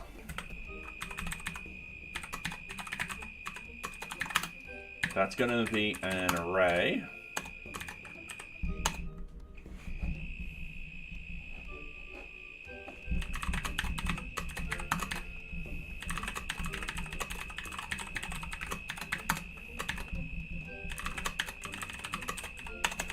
And once again, when we fix up the database and stuff like that with the naming conventions and so forth like that, what will actually happen is a lot of this will suddenly be very generic. We won't need to actually have this in there. I keep forgetting why we need that one up there. Yeah, I forgot why. I think there's a problem somewhere. All right, so we need the fields. Request for change objects. Deleted fields. All right, so we need that. And going down here, don't limit by groups.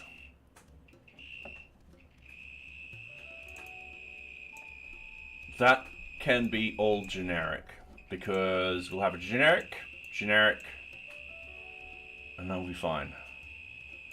Object assignment, that's default anyway. So, yeah.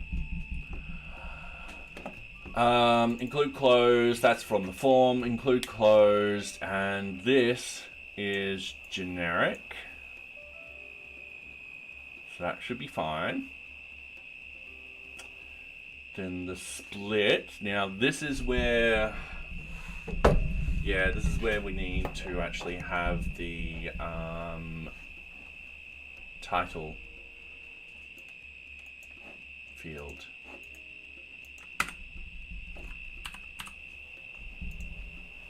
All right, easy done. The title is going to be called task short description. And once again, when we actually make this all very generic in the database and stuff like that, yes, that is the cicada out there. They are loud at this time of year. So, yeah. I'm surprised. Actually, no, this mic's pretty good. Hopefully it's not too annoying. And how are you going, QLogic? How have you been? We are improving our, well, we're refactoring the search code to make it very more generic, so that we can use it in other locations also. The idea is it'll spit back an object, and then you can process that object. So, yeah. I've just got to implement that now. Alright, so we do that. This is all generic. That's just that can be generic. Order by. Once again, order by the title. That makes sense. Keeping it like that. And then the pain point. Alright, cool. Yeah, I can't complain. I'm just tired today. It's the 400th episode though, so yay! And we are probably gonna break a lot of things. So, yeah. Got my little bottle of wine to celebrate. So yeah, I'll open up that soon. It is. I'll probably open it up in the next ad break. It is 8:30 here, so it is getting really, really late. Yeah. At least it's Friday. And that's all the information that we kind of need. So yeah, once again, when we actually fix up the database, we'll end up getting rid of those because it'll be all generic. We'll end up getting rid of that because it'll be generic. And because this will be the only field left in it, this whole thing then becomes generic because we've actually got this called somewhere else, and we just import that, a definition from somewhere else. And then we're going to simplify this whole entire thing. And now that I'm saying this out loud, it might be ideal to implement the database change sooner rather than later. Maybe before I do the API stuff.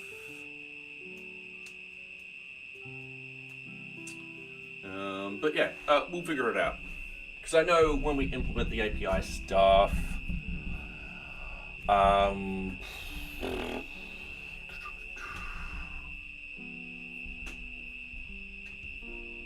going to have to tell them changes, what field changes and stuff like that. There shouldn't be too many field changes, so it's just pretty much naming convention around the title and the description of an object. And then making sure everything else is all consistent.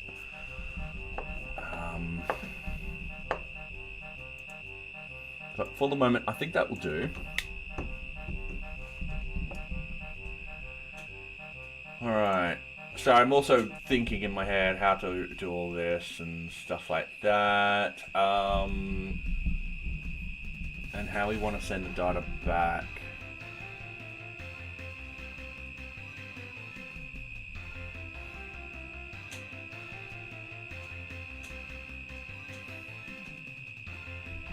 We've got the get search object results here. That's searching against an array for sending data upstream.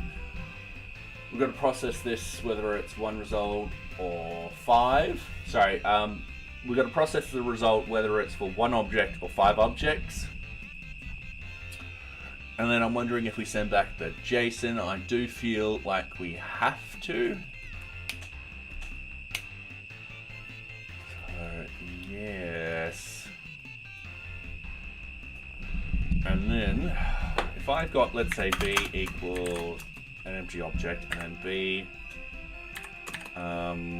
let's say project equals project.objects. And if I go B project.filter, all right. So that works really, really well.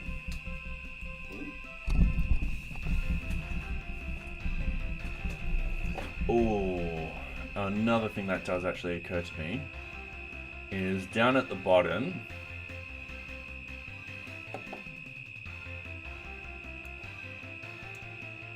we've got it all named like that.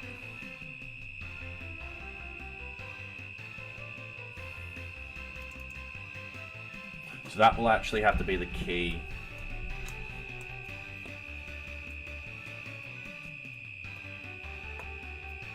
Okay, cool. I think I know what I'm going to do. Let's work it out now. So let's delete this. Let's add in our check to make sure we can search for this object. So if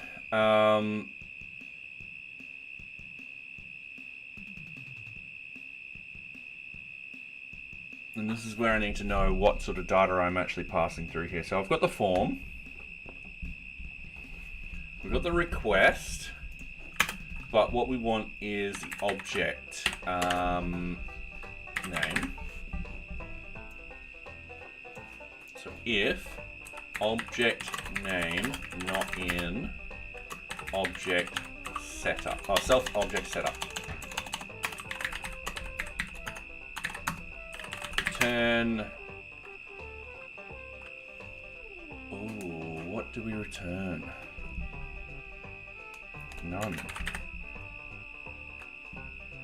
And then I've just got to apply a check on that equals project.objects.filter.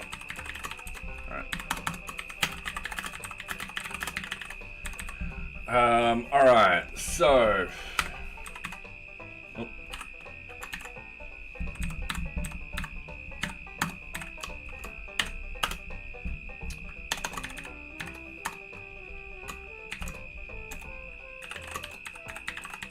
assumptions. Actually, no. Let's not get too carried away. All right, we've got to get object search results here, and what I want to do is I want to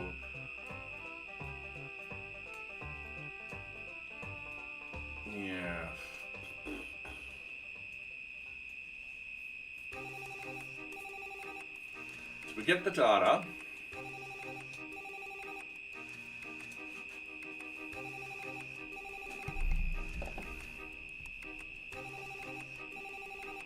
So at the end, I'm doing something like this. So I want to go return results equals an empty object.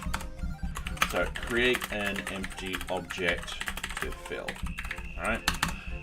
And then what we want to do is for, oh god, I forgot for loops in in Python. Oh god.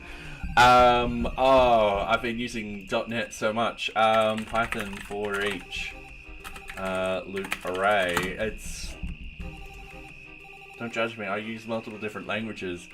Oh, all right. For, yep, I had it correct. For, and this is where we go to the forms. We've got array of objects, single object in form dot cleaned data, and because we're stating that it's a search object form, we're going to go in here array of objects, and boom. Then we get result equals self dot get single object. We're filling it out with the form. We're going to go single object itself, because yep, that will be the single object, and then we're passing through the request because we still need to access the request data. So we get the results, from the method. Check to make sure we are not getting none. So if the result not none, we then is not none. We then go return results at this in, and then we've got the single object equals the result, and then we do the next loop. Then from here, I might do the JSON stuff in there, the JSON decoding. And hey, Octurnal, how are you going?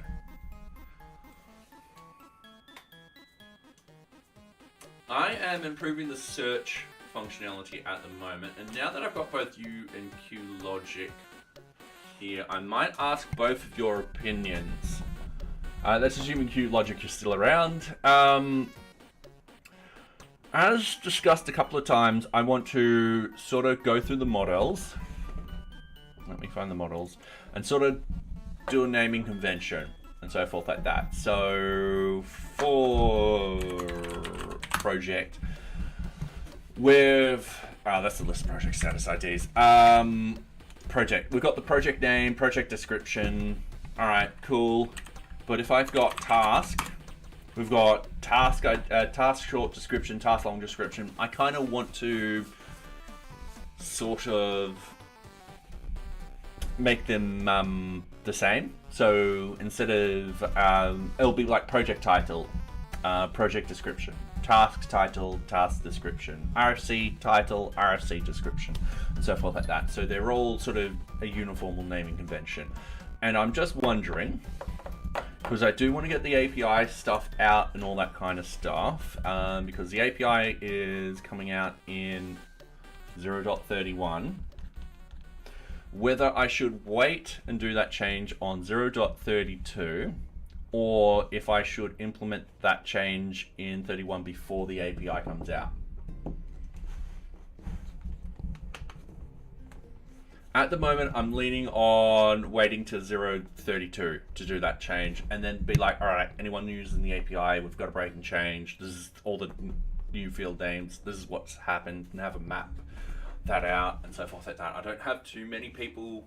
I don't think I'll have too many people using the API. I think it'll probably be just you. Yeah. Because I can see when I do that change, it's going to break things. I'm going to have to quickly fix it. That's not going to be a problem. JetBrains is going to help that out. Because I can quickly find the field names and stuff like that. Yeah. And that's why I kind of want to leave it off to a 0.32, because the good thing about a 0.32 is I'm focusing on bugs here.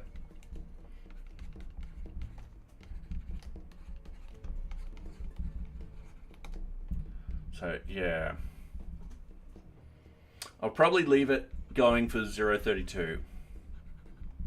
It does mean that I've got to go back into code, and the good news is once I actually do make these changes, there's going to be a lot of code that's just going to go whoop, because all of a sudden I've got something that I can make generic. I don't need if statements to be like, okay, if it's this, then it's going to be task short description and stuff like that. A lot of the objects, definitions and stuff like that will shrink, and yeah, I think it's going to be better long term, but at the same point, I think I want to focus it on a bug focusing branch. So yeah, not that we're going to get to 0.32 anytime soon. Have you heard of Swagger? Yeah, I think someone mentioned it the other day.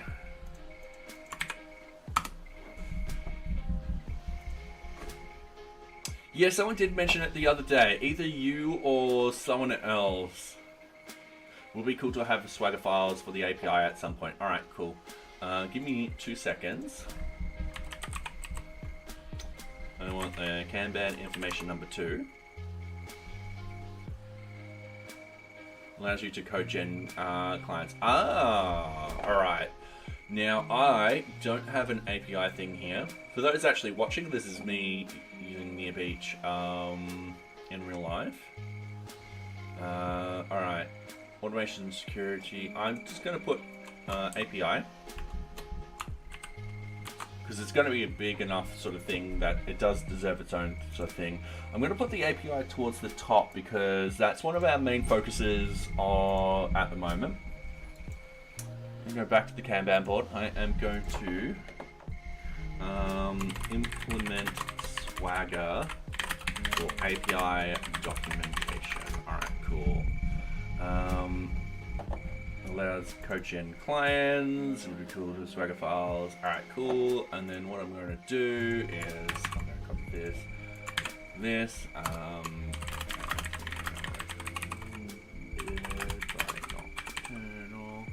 I'm just going to leave knock. It allows you to code gen clients. All right, cool. And we're going to save that there. Sweet. So I don't lose it. And you just missed me forgetting how to loop through through an array in Python. I was like, oh god, and I only had like .NET in my head. I was like, oh no. Hey, good morning, Scotty B. I don't know why I suddenly thought the C was a P. Just let's say it's a brain fart. I nearly said brain fart. All right, cool. This is where I'm at in my life. How are you going? I'm just tired. I originally haven't set up my iPad. Am I on the right screen? I am on the right screen. All right, that is good. Alright.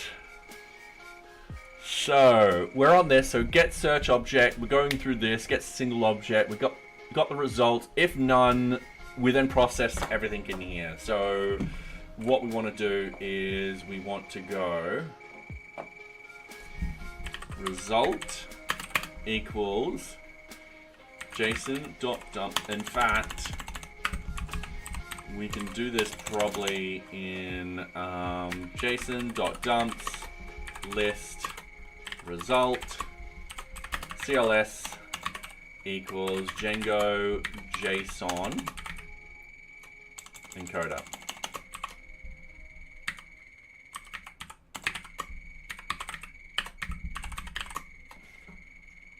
All right, and then I think that's it. I can't even say dyslexia. Yeah. How are you going? Hopefully a lot better than how I'm speaking. So, yeah. Import JSON. Yep. All right. Cool. Up here, we'll go from Django. Sorry, Django. Oh, there's our ads. All right. Cool. I'm going to be right back. We have socks here to keep everyone entertained. I won't be long. I need to go to the bathroom, and I'm getting a corkscrew. So yeah, be right back.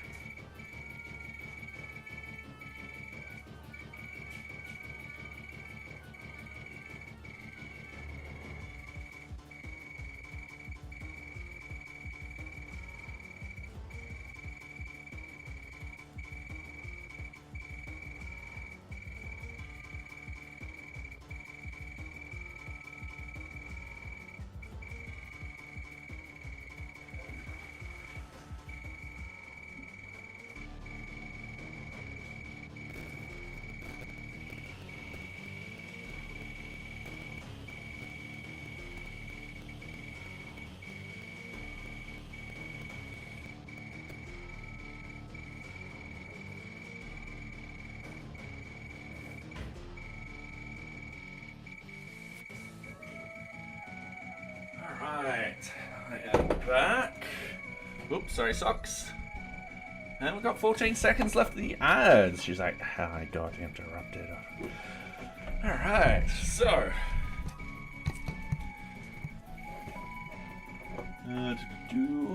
One sec. Alright, cool. And welcome back, everyone. Now, I'm going to quickly import this JSON encoder. I keep forgetting where it's stored at. Alright. From Django.core.serializers.json import Django JSON encoder. Alright, cool. And that one should... I'm just going to do the good old copy paste because we all know my spelling sucks. Alright, cool. And... Alright. So, that should handle that. So, we're going through all of that, and then we're going to return that back. How it's like that. Oops.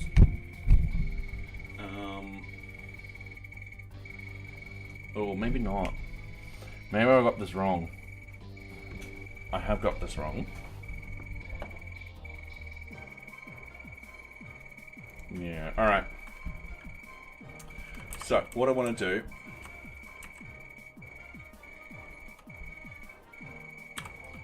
is I want to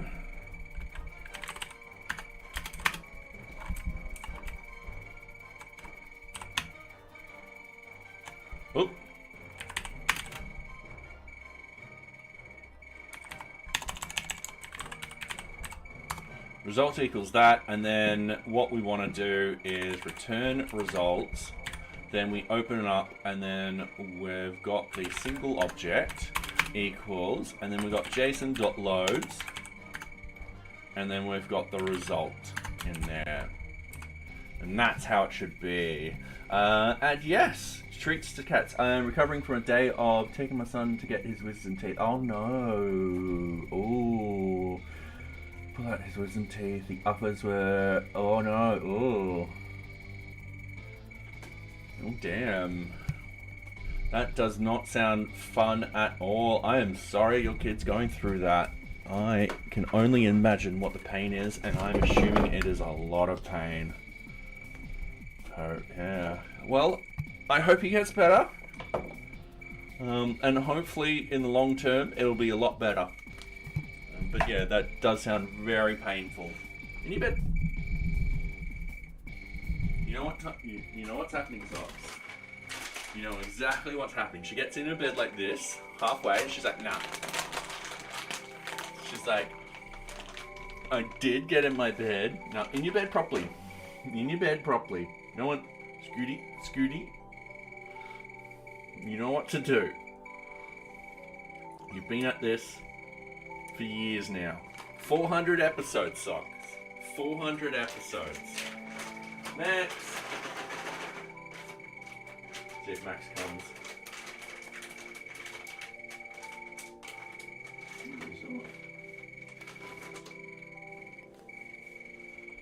Right.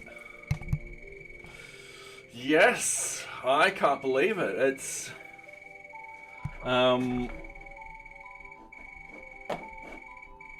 Twitch stats. Twitch stats.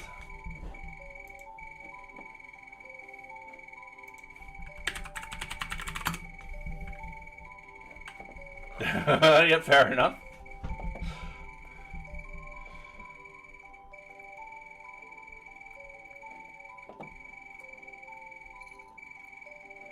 I have done 844 hours streamed. Yeah.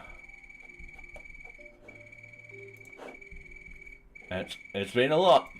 But yeah, thank you very much everyone for being here. Anyway, I'm gonna put the little thing up here. And we'll open the bottle in a minute. I've got my glass. I don't have a wine glass, so it's... So, yeah. Alright. So, I believe I've gotten this down pat. And at the moment, it'll do none, and all this will come through, and then... we don't need to do that anymore. We then just return results. And that should be fine. So, in this one... let's scroll all the way up the top.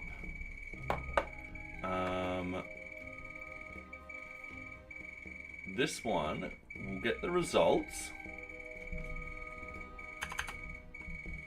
Oh no! Got home very sick. Started running high fever. We couldn't stop and took it to the oh, fair enough. Oh wow! Ow! Poor thing. Jesus.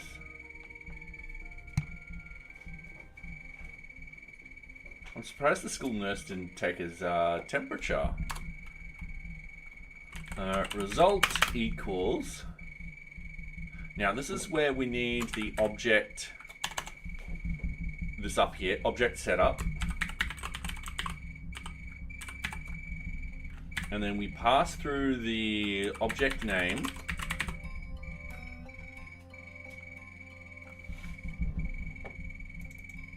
That's the single object. Yeah, we'll keep it single object up there because it is. We'll pass through the object name, and then we'll go filter. I've got is deleted equals false. I think that's it. That's it for that particular thing. And then we need the values. So this is where I need to do a little Googling. So Django, RM. Values from an array. There's a reason they ask school nurses and not work. Yeah. Fair enough. I'm trying to think if I ever had... no, we had... I think we had a school nurse. Yeah, no, we did. And bonjour, Han Lack. Lack? I'm terribly sorry. I'm very bad at pronouncing new names and stuff like that. But welcome. We are working on Django, mainly the backend stuff today. We are improving our search functionality. We'll make it more generic. So at the moment, we've got if statements and stuff like that, depending on the object. We're going to make it very generic, and so that way we have one function that does most of the search for us. So yeah. All right. So queries, values, list.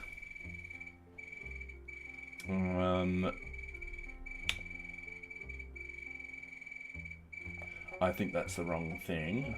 But what we could do, we can jump over here. Let's create a equals, and we've got project name, I think it was called.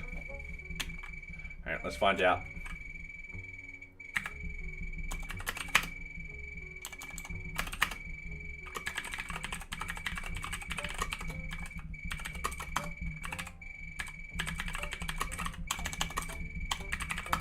Yeah, all right, cool. So we're going to have a value array equals, and we're just going to have project name in there for the moment. Nothing fancy. And then if we do if we go project.objects.filter, and then we go values, and if we type in VA, it doesn't work. Has streaming and creating open source projects ever helped you while you were looking for a job or when you were getting invitations for interviews? So, streaming hasn't helped me with the job at all. Just because I don't think they're going to spend 2 or 3 hours watching me stream. That's why. However, the open source stuff has actually helped, and helped quite a lot. So usually when you go for a job interview, they'll be like, all right, cool, we've had this particular problem, and what you can actually do is you're like, oh yeah, I've come across that problem before. And you do the star. So situation, task, action, and result. So then, because you've worked on something open source, you can actually point at the code and sort of talk about it and stuff like that during the interview. But otherwise, you can talk about the situation, task, action, result, being like, all right, cool. I needed to sort of improve the UI UX for this. Which also covers the task. And then what we did was we sort of threw out different designs, implemented them, got feedback from users, and this and that, and then from the result we've got better feedback. We've got better sort of UI UX, which keeps customers coming back to our project, but something along those lines. It's been a while since I've had to do an interview. I'm very, very rusty. But yes, I've had people then look at my code, because looking at code is easy to do, and they can judge my skill from there.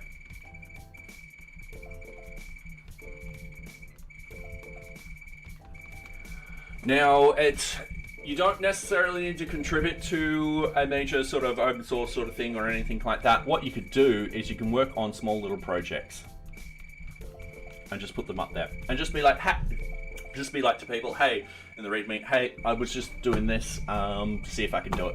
This is my little to-do list. Hey, here's a Doom clone.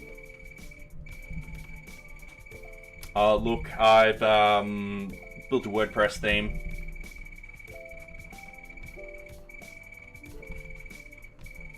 So they can be little tiny projects and stuff like that. And usually people will look at that and be like, all right, cool, they're interested in programming.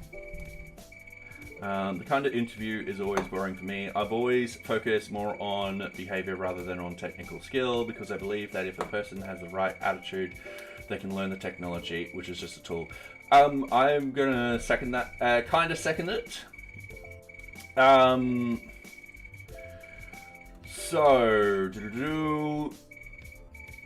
If you're coming in with the attitude being like, hey, I want to learn, I still want to learn, I might not know everything, but I'm happy to learn it, then yeah, definitely. Absolutely would agree with that. However, if they focus behavior more on the technical skill, because however, that being said, if you're like, I'm not really interested in the technical stuff, then but yeah, I would say I mostly agree with what you said, easily. And yeah, Scotty B, I do have a cicada. It's probably directly outside my window at the moment. So yeah. You can assess someone through a process, through a technical problem. Yeah. Exactly. So how a person would think through a problem is also what a lot of interviewers look for too. And there's been cases where I've quite literally come across a problem and I'm like, listen, I don't know how to solve this problem, but these are the steps I would do. And I went through it, and apparently because of that answer, I got the job. The little cicada, yeah, I tend to blot them out, so I've got that magical skill. They don't annoy me. Anyway, I do hope answering these questions do sort of help. But yeah, I do somewhat agree with focusing on the behavior and stuff like that. Because yeah, if you do come in and you're like, listen, I don't know this, but I really want to learn it, and I'm happy to learning it and stuff like that, then yeah.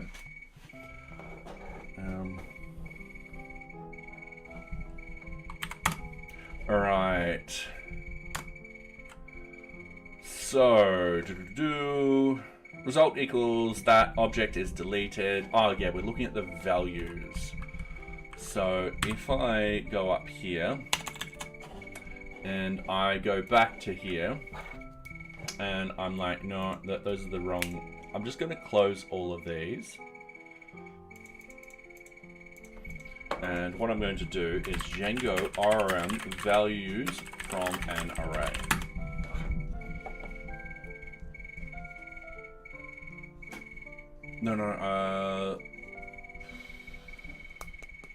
No, not what I want, not what I want.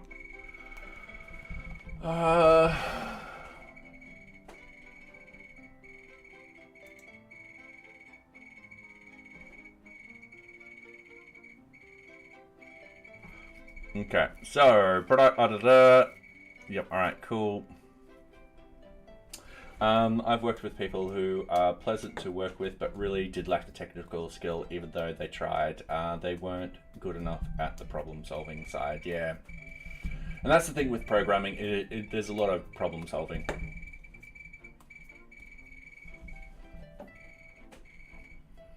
Alright, that's not what I want. I've clearly got my search wrong from a variable. How to get all values from a certain field and alright, cool. Value list.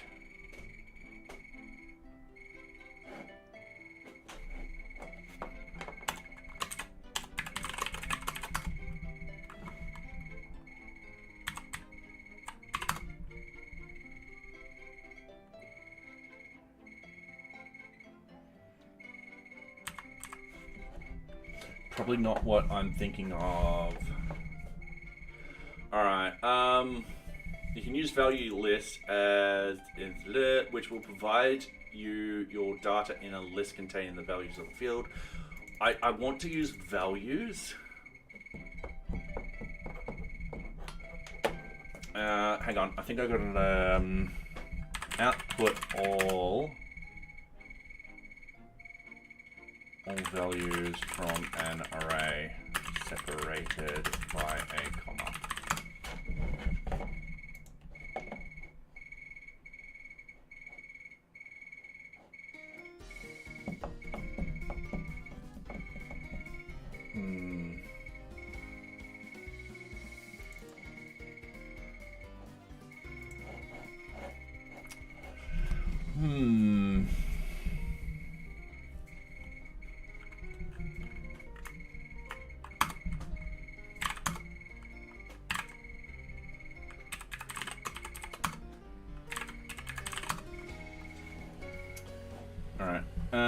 Python list. Alright, list out values in an array.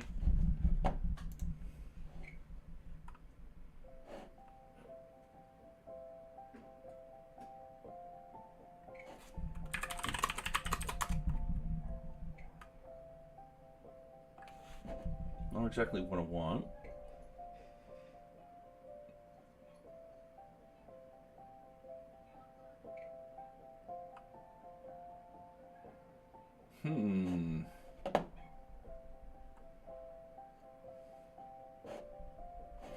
But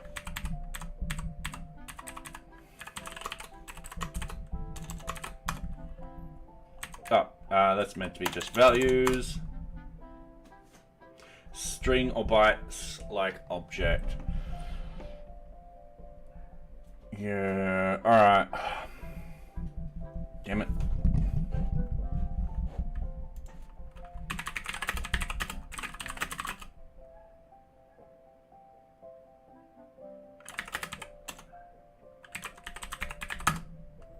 Is there a specific direction you want NearBeach to take? So NearBeach is an open source project management system. So yeah, it's mostly feature complete, in the sense that there will always be more features to add, but you can actually use it right now to help you with project management. So yeah. It's got stuff like a Kanban board, you're able to take user requirements. Yeah. There's still got to be a lot of improvements. At the moment, we're going to be implementing an API system soon. So we've got to get OAuth working. We've got to then get the abilities so external sort of stuff can actually access our sort of API.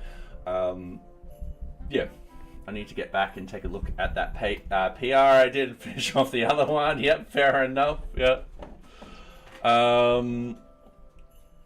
So, yeah. The cicada left. Yeah, it did actually. I think a car went by or something like that. Alright, I'm writing a dynamic filters in my Django's database and where the code. Alright, cool.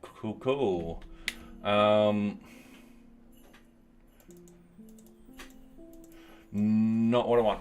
I want the values.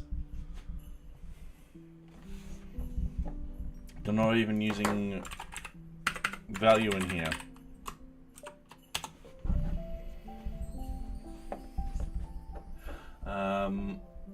It'd be nice for my PR to be reviewed for 1.5 weeks. Yesterday I got 71 comments. Oof. Damn.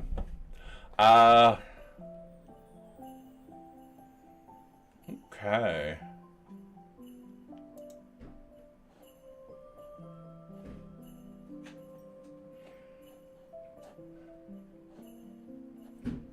So we kind of want to do that, but we want those to be variables.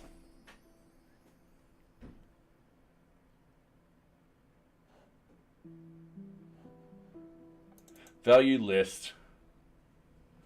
We don't want a value list. We just want a values, but we just want what's there to be a variable.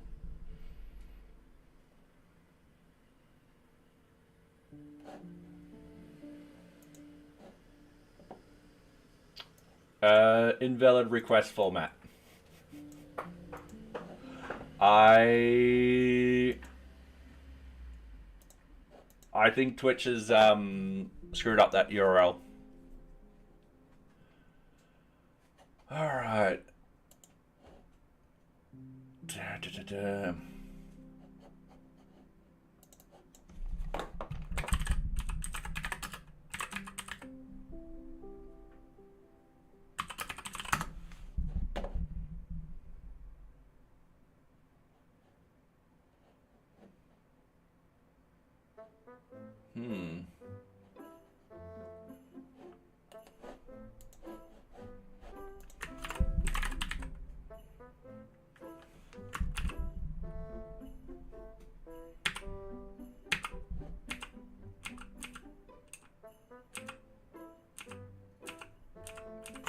And once again, when we make the database generic, all of this will disappear.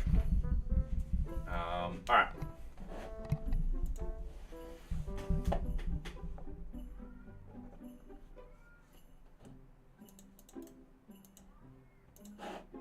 Sorry, I have a meowing cat. I think he's locked himself in the cupboard. I will be right back. Say goodbye to tedious code reviews. This article will cover how Gen AI could leverage a full code reviews. Prerequisite, basic understanding of Python, access to a GPU-based machine, trauma from endless code reviews. Yes, I love it. Alright, I'll be right back. Sorry, I just gotta rescue him.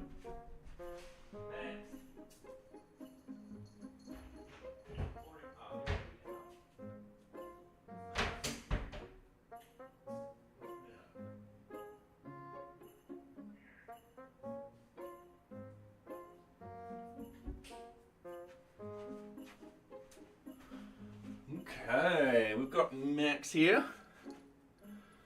Code reviews, necessary evil. Alright, I'm going to read that later. I want to solve this problem.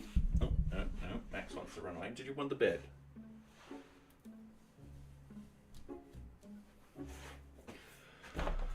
Alright,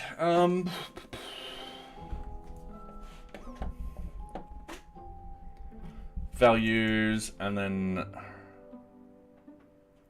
Okay, example of values, yep.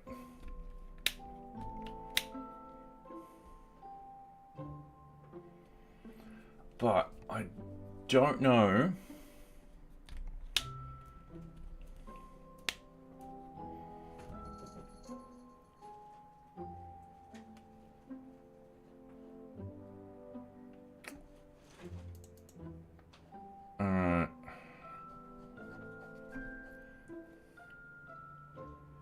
Find it's one person who really takes a dislike to something. Yeah, yep. It's why sometimes working in a smaller group is helpful. What a lovely... Yeah, that's Max.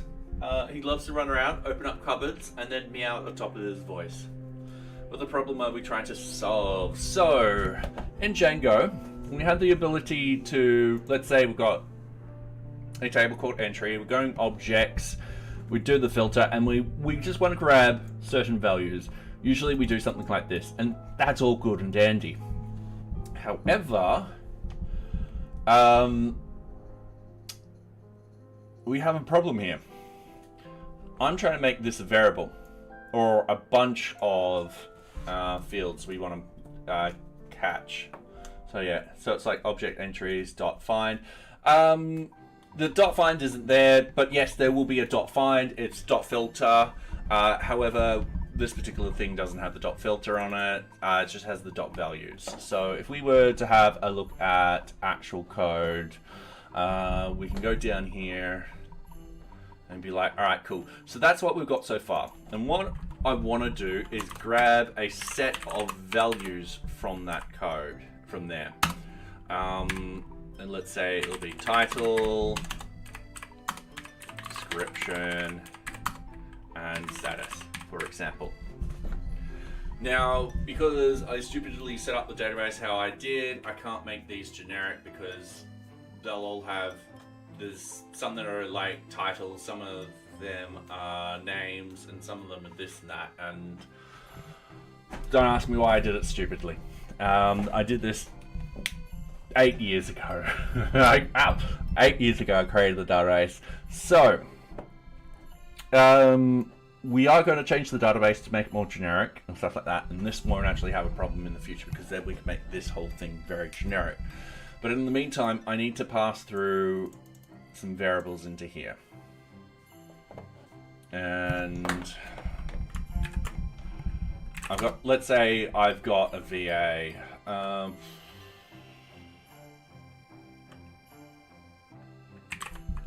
Just wait. Lambdas.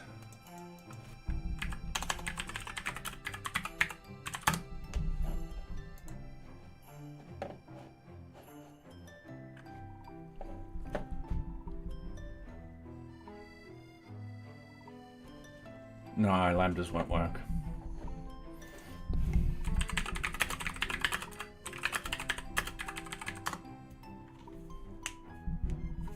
Oh, you subbed? Oh, I didn't hear it. Oh, well, thank you very much. On YouTube. Oh, okay, yep, I'll do. Thank you very much. So, yeah. I do stream on YouTube. Yeah, it's just not many viewers over there. So, yeah. All right. If I got X.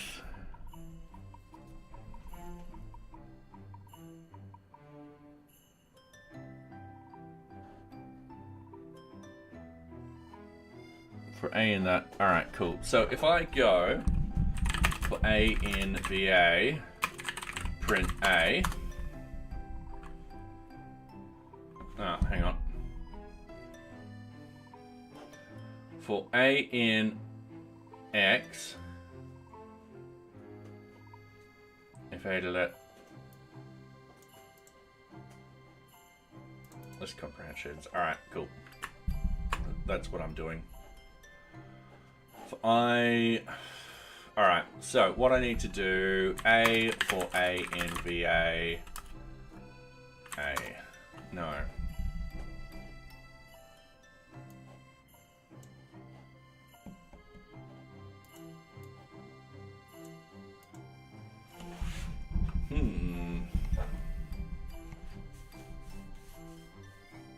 And I would agree with that. It's good for the VODs though. So I do stream to YouTube. It sets up the VOD automatically and does all that kind of stuff. And we've reached ads. All right. Ad time. You think in the future YouTube will eat Twitch? Depends what they do. The future is a long way away. We never know what will happen. So, yeah. We'll see what the Google alphabet, so they might just get bored and do something else. Yeah, and that's the thing. Google has done that a number of times. So, yeah. Alright, I am having my 400th episode little celebration now, because it is 9:15. So, I'm only going to have a little glass. Okay.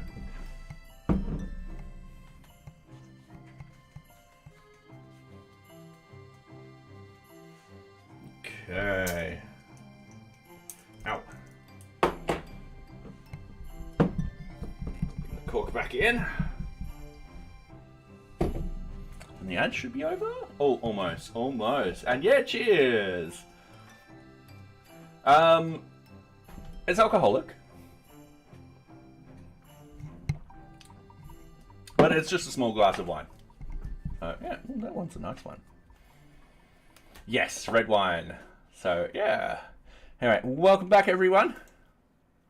We are still figuring out this thing where I'm wondering if I can have these in a variable. So, Django RM values read from an array.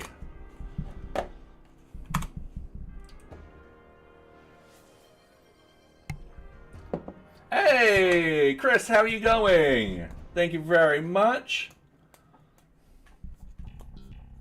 I can't convince myself to red wine right now, only white. Oh, fair enough. Yeah, my sister drinks a white wine. She doesn't like red, but I like it. So, yeah. And thank you very much, Chris, once again, for the gifted sub. About to go to sleep, I saw you celebrating 400. I know.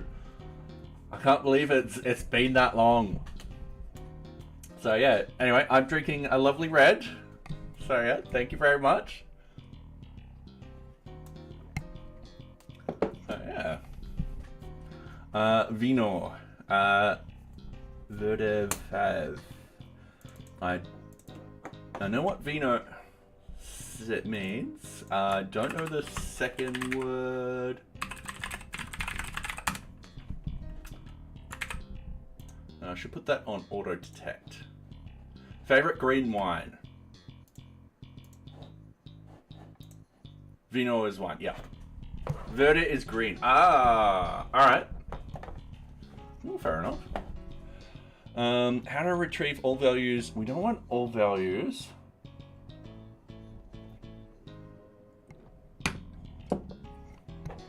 I don't want to query. All I want to do is just have a variable for the values. All right. we are. Alright, so Nocturnal, you might actually know this. So, because of how I've set up the database, what I want to do is when I select which values I want these to come from an array. Where I set the array somewhere else. So, I might want, for example, task description, task short description,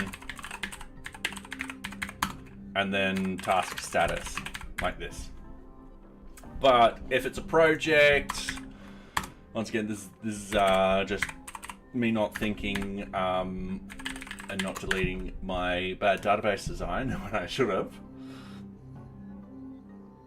Something like all right, cool. ORM values are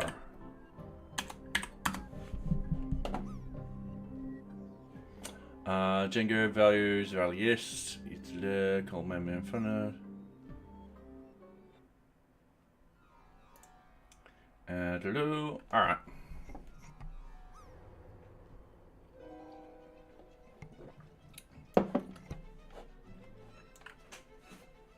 Value list.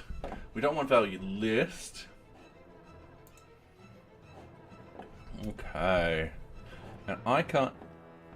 Oh, and congratulations, Han, for actually landing on the target. Yeah.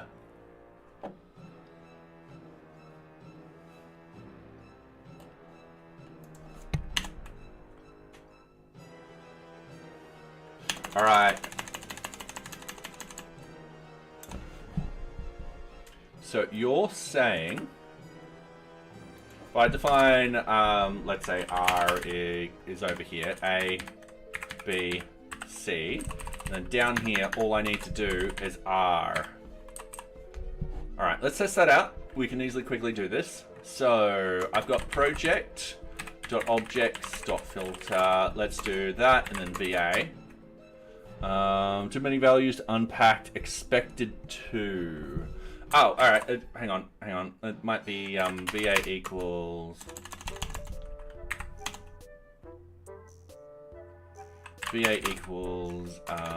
project name and project description. Oh, and I don't have my screen. Hang on. Sorry, give me 2 seconds. Sorry, I usually have a screen and it tells me and thank you very much for the follow, Han. So yeah, greatly appreciated. Sorry, I left my iPad in my bedroom. So I'll do that, and then we do that. Too many values to unpack, expected to.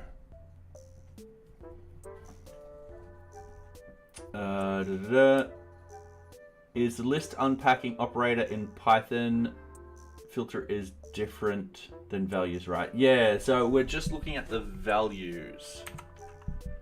And I'm realizing that, yes, you're right, I am typing the wrong thing, and that's what we want. I think, pretty sure. So if we go A equals that, and we go A0,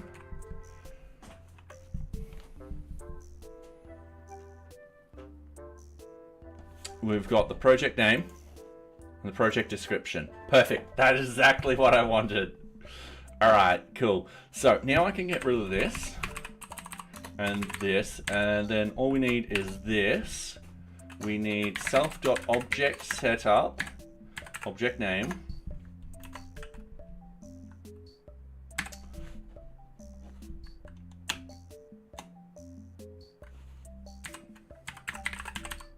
I'm realizing right now that I've got a mistake and it's right here. So that will be object setup. There goes the object name, and then we want the objects there. And then here we need the fields. And that should do that.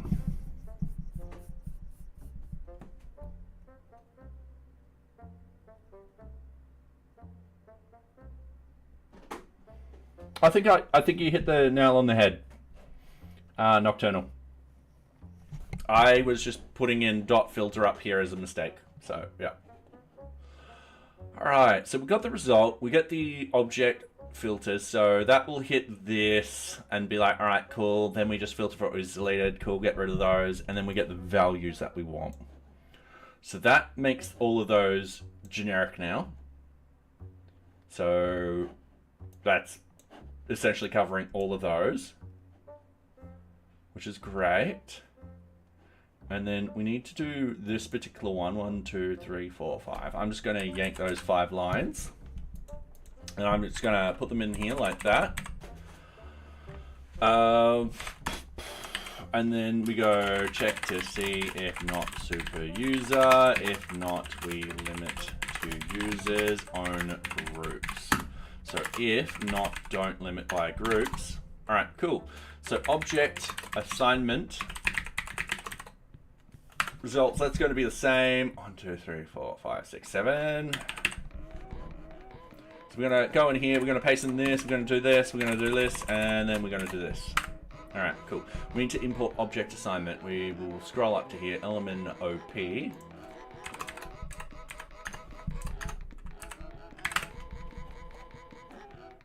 Oh, and we need user group.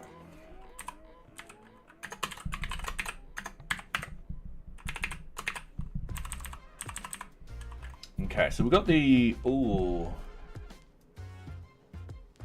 We don't have search form, we've got form. Okay.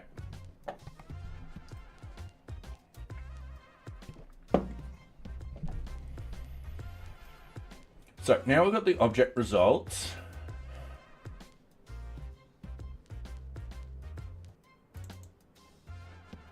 So once again, all of this will be generic. So we then go results, because that's how we result. Let's go results. Let's make it plural because there most likely will be more than one. Equals, and then we just go results dot filter, and this is where we use the something like this. So we've got the destination and location ID type of situation, except it'll be this and false. And then, so we need it as an F value because we're passing through a, oh, and this is where we need the ID up here too. All right.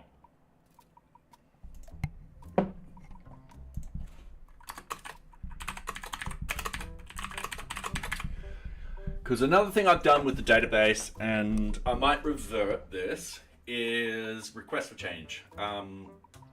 So a lot of the database will have, like, let's say the task ID, project ID, object assignment ID, and then it got to request for change, and I went RFC ID.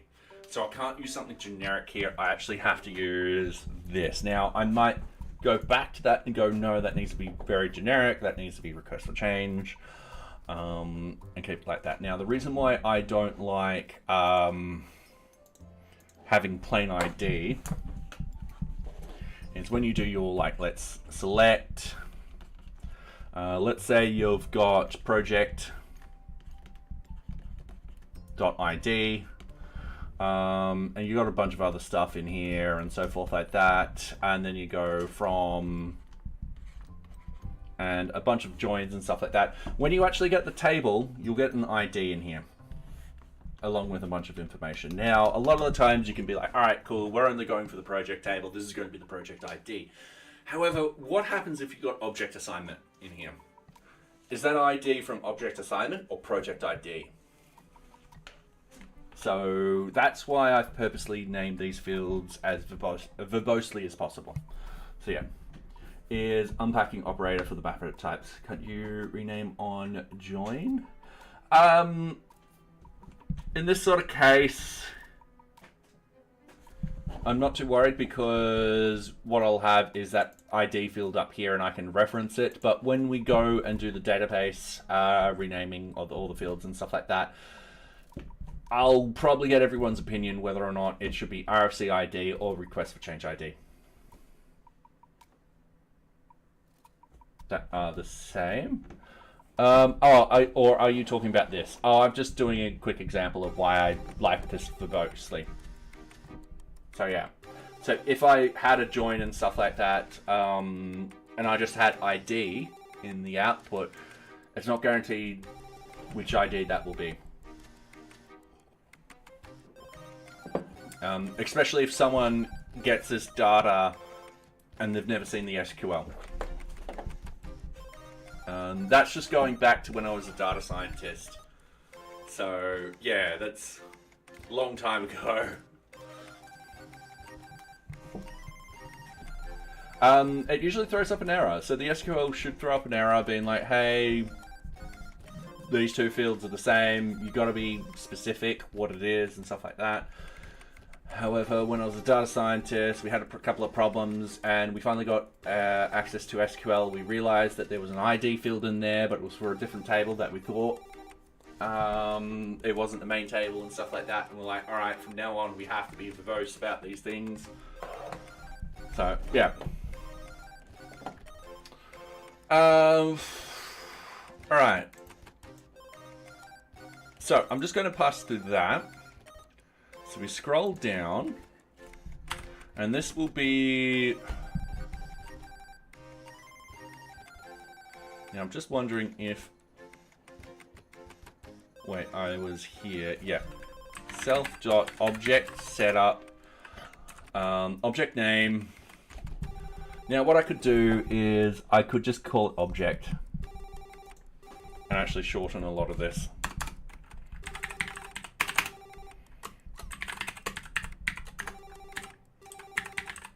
Like that. And then all of a sudden, this just gets shortened.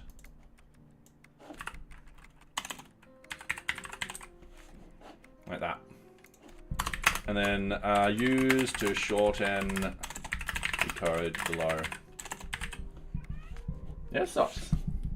For handling ID, could have a function that takes in the type by default does name to lowercase ID, but handle RFC differently. Yeah. So if I actually made this so that it was generic, what I could potentially do is object name ID, and then the ID variable here. That would have a great benefit throughout the whole entire system. The only reason why I changed at the time, and I do remember this, is because request for change was becoming very long. Those field names were very, very long. And I just didn't like it. So, yeah. And the thing is, when I went to delete all the code, I didn't delete the models, and I should have deleted the models because I would have had to rethink about a lot of how I set up the models.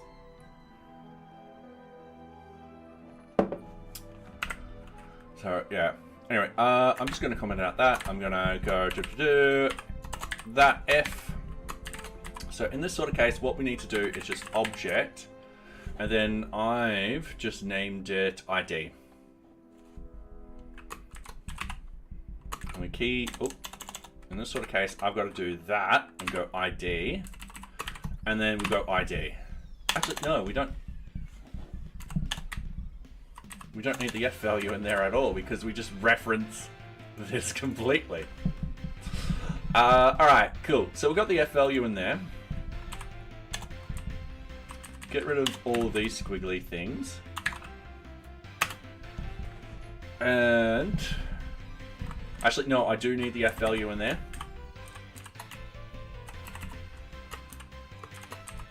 Underscore underscore is null, and then we go false. So what we're doing here is we're running this line of code over here. So if we've got the request for change underscore ID, oh, I did leave it like that. Oh no, RC ID up here. Yeah.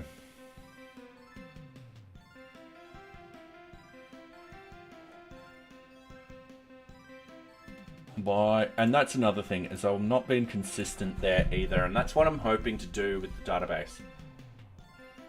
All right, give me 2 seconds.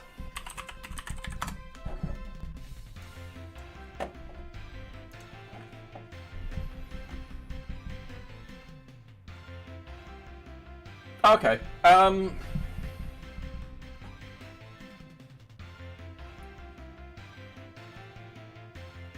I mean, that could work. I see what you mean now. Yeah. Because everything else will be... what I'll do is I'll copy this over. If I can click the copy button. So, just for everyone's sake, this is what Nocturnal's saying, is I should do something like this. Get ID name, pass through an object name. If the object name is request for change, we send back request for ID, RFC ID, and then otherwise it'll be the object name and stuff like that. That will work. I'm going to say, yeah, let's get that. So, I am going to make this...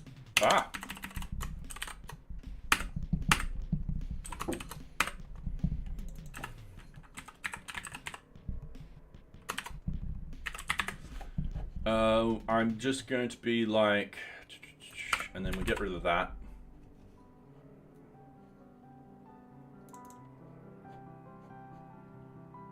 So we task. What are we passing through? I'm just going to copy that name.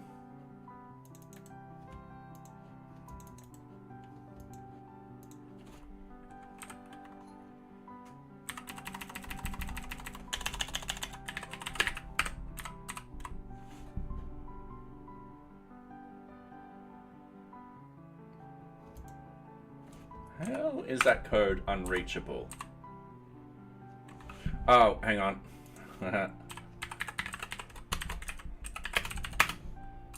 There we go. And I'm just going to cheat here.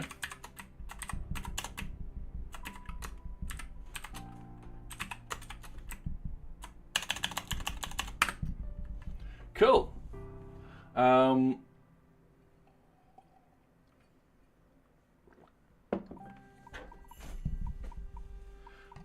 For the double, that's required. The double underscore. It's not for the names at all. So the double underscore gets me to either, if it's a foreign key, I get to the fields underneath the foreign key, or to these particular functions where isNull is a method. I mean, on the function. Oh, all right.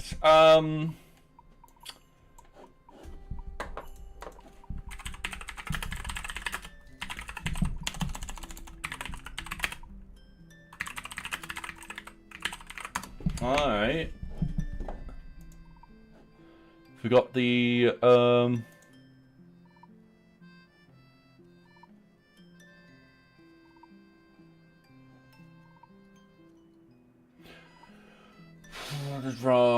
It's why the object doesn't. However, there is a convention followed by most part of code, a name prefixed with an underscore. Oh, is it just a single underscore? Have I just gotten that wrong?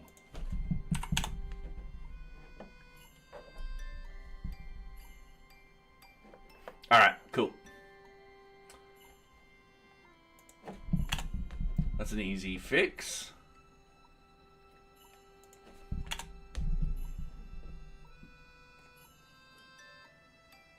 Single. Alright, cool. No, I just memorized that wrong. Thank you. Thank you for picking that up. Alright, object. Now, why is that having a problem?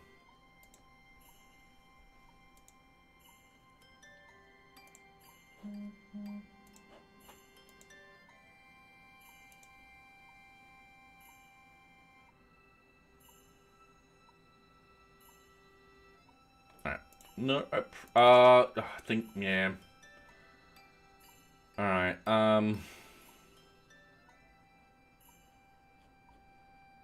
data.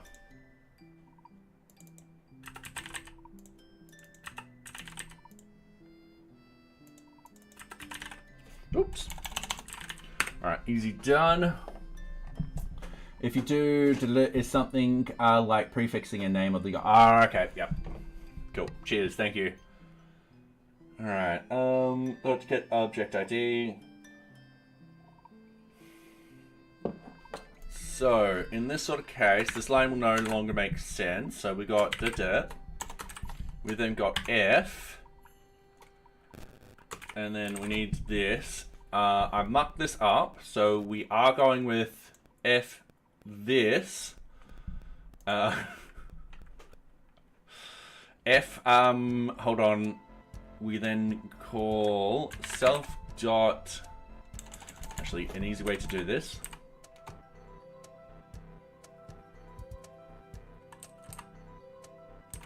Is we're just gonna go ID equals shortcut or shortcut variable. Okay, ID equals, and it'll be self dot underscore get ID by name, and then we're passing through the data. We're passing through the single. Object name. Passing it through. That should be a string. The object name, and that's going to be a string.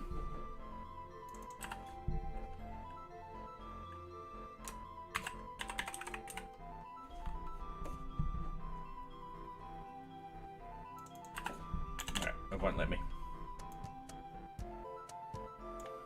Yep, done as it's actually stored as class name attribute. Ah, all right, cool.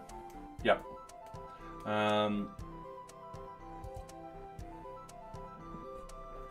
Cool. Anyway, thank you. I'm gonna keep that one open for later so I can learn more. So object name, object name. Why is that throwing up an issue?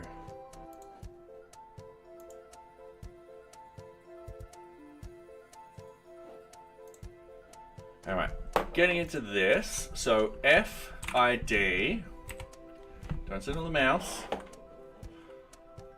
under, in, and then we've got object assignment results dot filter. And then this is where we can make it generic. So this will be that F, and then we go object name under ID under is null, and that will be false. And what we need is dot values F, and that will be the object name under ID, and that should be it. All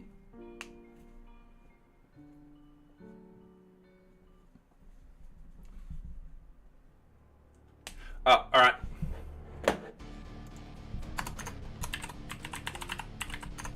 Done.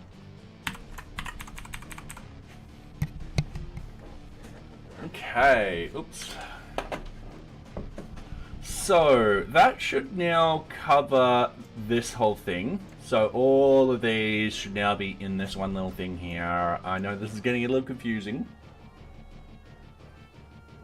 I mean, I can put that in there. I think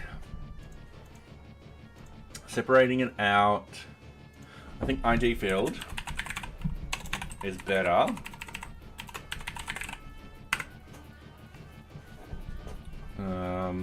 So yeah, if we had the RFCs named consistently like everywhere else, we'll just have that up here. It'll be a lot easier. We won't need this, we won't need this, and so forth like that. So when we go to actually redo the whole database and stuff like that, we'll have a look at implementing fixes like that. In the value should be ID field. Which line, sorry?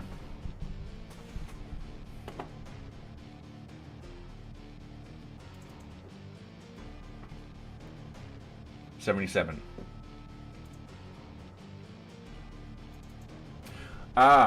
78. That also be ID underscore field. No. So this is the inconsistency that I have brought upon myself. So notice how we got RFC ID up here and then request for change ID under the object assignment table. So yeah, inconsistencies, which is probably also a good enough reason for me to go back and actually rename the request for change RFC ID to request for change ID to be consistent. It is confusing, 100% agree, which also gives me sort of ammo to actually sort of implement these changes. But once again, we'll probably do that at the 0232 branch because we want to fix up all of the bugs it causes. And it's probably going to cause a lot of issues. So, yeah.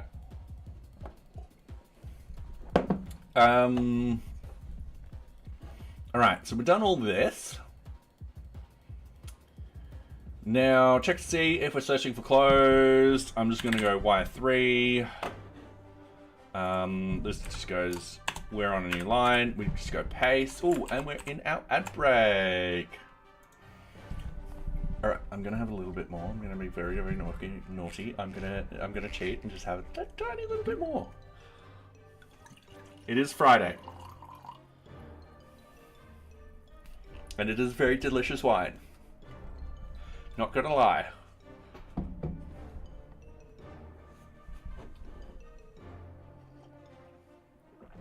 All right, and it looks like we're gonna get headlights. So I'm just gonna do this very quickly. We're gonna change this one to here. We're gonna change this one to here. Unless, oh no, we're not. All right, cool. That means I can do this one, and presto. All right. Easy done. Nice. Anyway, how are we with the ads? Only 17 seconds left. We also have socks here, but she's not allowed any wine. She's like, no, I don't want any anyway.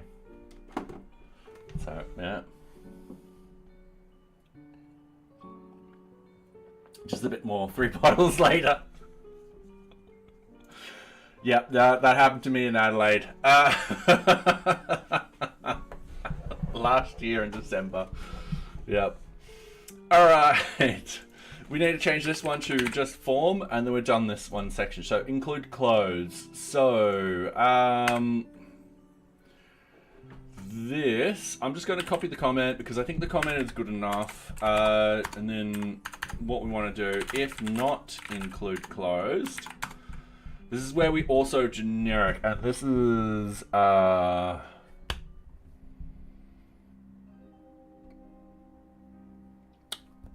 also where we've got to do something different for the RSC.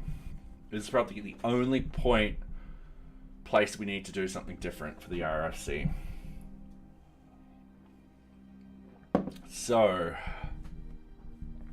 I went to a conference in Dublin. I went out for a pint after with people. Ended up watching the sunrise. It was a great conference, yep. I haven't done that in ages. God. When I started working at the university, all of a sudden I had a lot of money because I was still living at home and stuff like that. And there were a couple of times I went out with a friend and we would literally drink till the sun rose.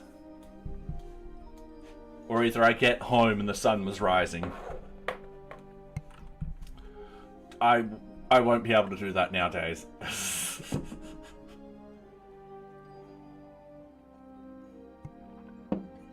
All right.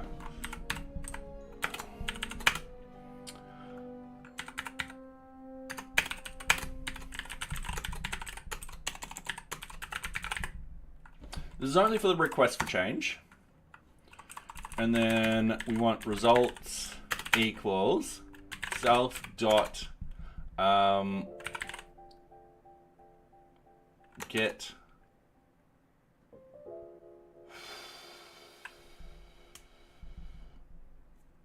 we can do it right here. We don't need a method to create this. This will be results dot exclude where RFC status in 5 and 6. Like so. And that's all we need. Else if elif not include closed.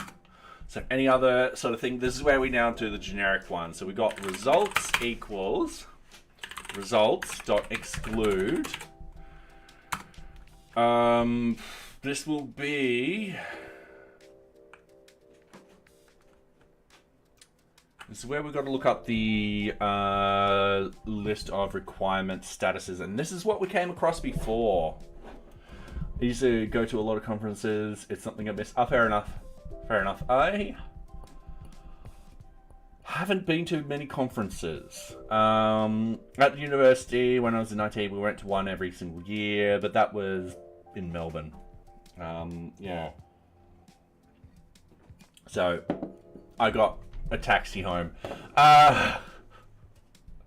which was always nice. Exclude. So, I don't think it was in check destinations. No.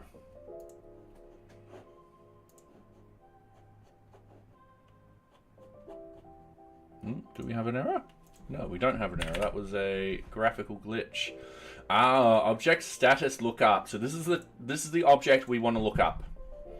Okay, so what I want to do is up at the top, we've got our models, LMNOPQRS.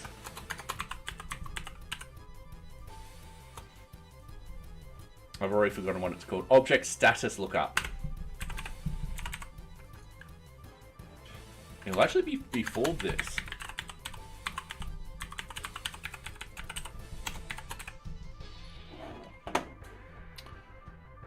Oh, no, it's part of the forms. My bad.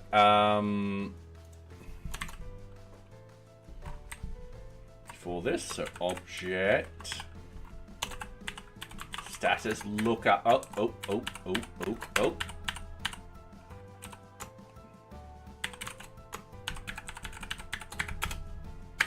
Easy done. No, I've just hit the F1.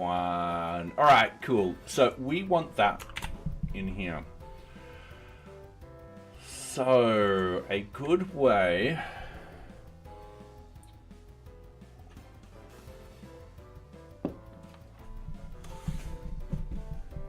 we want to exclude certain statuses. So in here, we want to go exclude. Wrong code. In here, we're gonna do something wrong. I only had one glass of wine, and I'm already doing things wrong. Exclude statuses equals, and then we're going to go object status lookup, and we're going to look up the object name. All right, and then we go, and I do believe if we have a look into here, yeah, we've got to go objects.filter. We don't need to worry about much here. We just need to make this generic as possible. So the F will be object name underscore status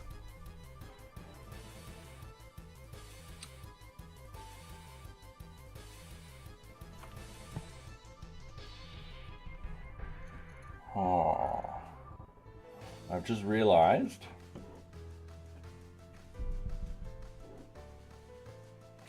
that these ones are slightly different, but why? Why did I do these ones differently. I'm gonna have a look in the background.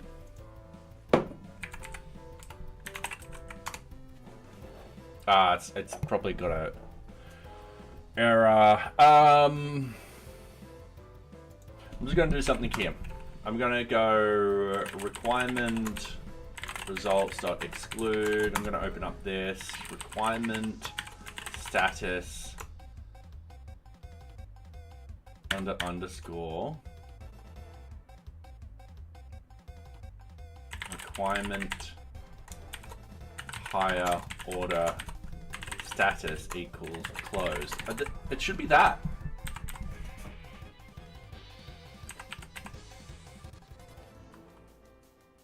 Yeah, it should be just that. All right, cool. So, object status, then under, and then we need, once again, the object name, underscore higher order status, and then we just need to go closed. And that should be it. That's the code. I don't know why I'm doing it differently there. I mean, let's have a look. Requirement results. Let's go over here, Control L. Let's go requirement results equals requirement.objects.filter. Right, easy. We've got everything in there. And then rr.filter, and then I want requirement status under requirement status higher order status.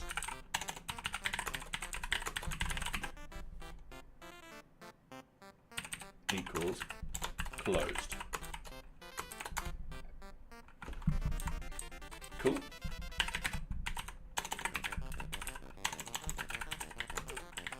So requirement status under requirement higher order status equals closed. Boom. All right. I made a mistake over here, and we simplified it. Cool. Meaning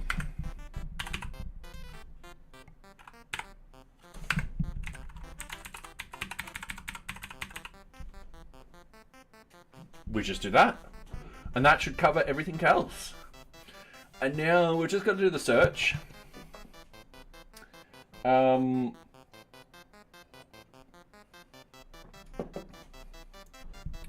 Which shouldn't take too long to do. So for, all right, cool. Where did we get split row?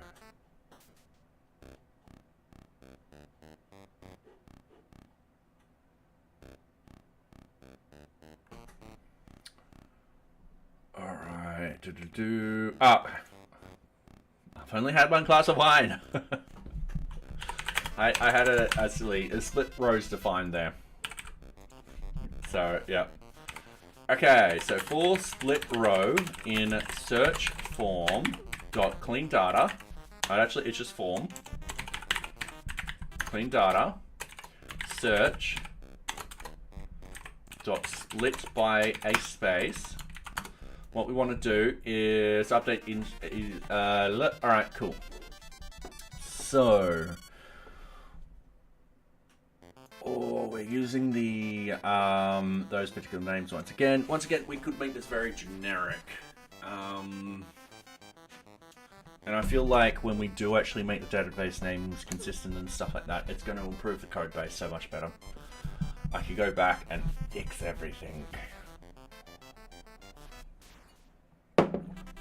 Get rid of if statements, stuff like that. Get rid of a lot of the complicated stuff up here and just have that all generic. Something to look forward to. So update the each instant with the split row results. All right, cool. This is where the meat works. So this is results equals results dot filter. Now we're not using Q. We haven't imported Q yet. 159.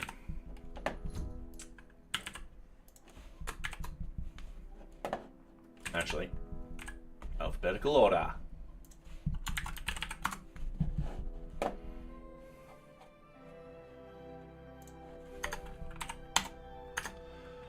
So I'm going to break that down on another line.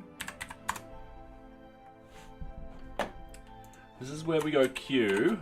I'm going to bring it, do that. And this is where we want to go like this. Open F. And then, yeah, we need to use the object, open it up, do this, and we're after the title.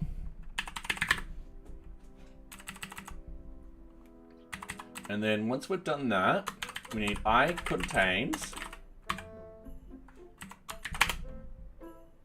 and then we need split row.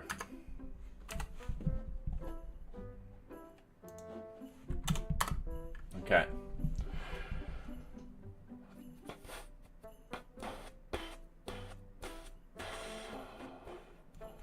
Now there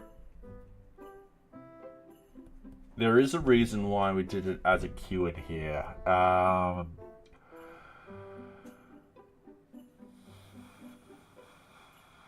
Trying to remember why. And I think it's, yeah, I'll just leave it as a queue. There is a reason. So if the split row is a number, also check against the IT. So if split row is numeric, we just want results equals results dot filter, and then we have our queue, and then we go, oh, this is where we need this again. So we need this F self get ID by name, and then we have object name, and we have that, and then we have it as split row. Yeah, it's going to be so much easier once I make it all of that consistent. Because then it'll look like that.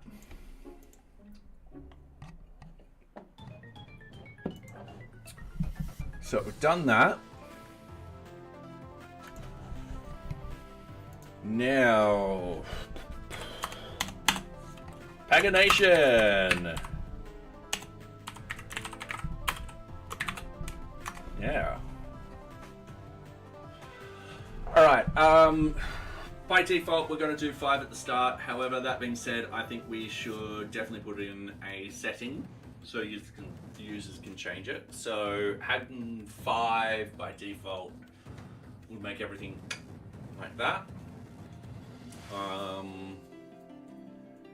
And then, yeah, users will be able to bump it up to 10 or whatever number they prefer. And we know from the start of the stream, it's easy. We just got the start value and the end value. And that will be really easy. So it'll start at 0 and go to 4. So if I go A equals tasks.objects, task.objects, filter.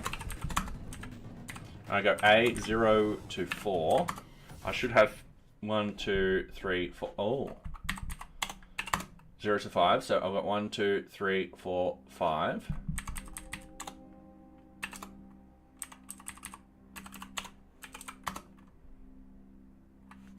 One, 2, 3, 4, 5. All right, cool. So 0, 1, 2, 3, 4. Oh yeah, it does that exclude. Oh, keep dropping the pens. Okay.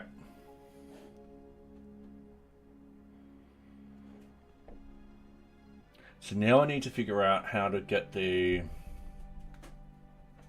okay. So we've got page number, or destination page, I should say. We'll keep everything the same name. So we'll go over here. We'll go into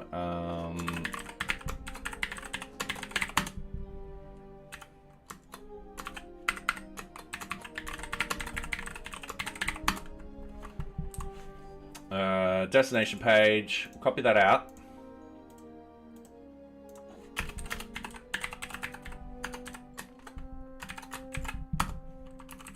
Like so.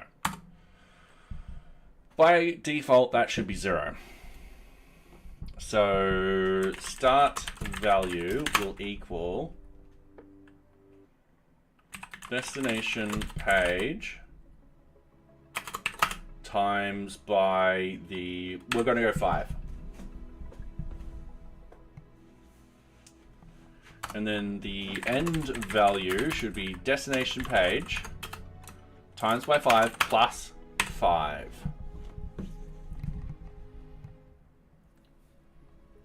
So going through this, if we're on page 1, there'll be 5 to 10, which is what we got over here, 5 to 10.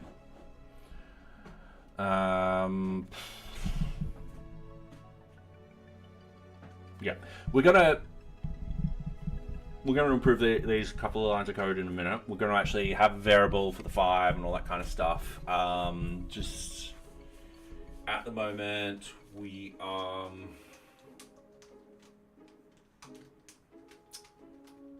at the moment, I'm gonna have to think about a few things.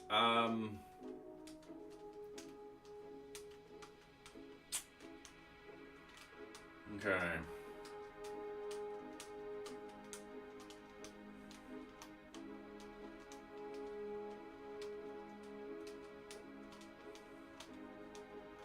Okay, I'm gonna need code in here to stop it from crashing if I don't deploy this into Docker properly.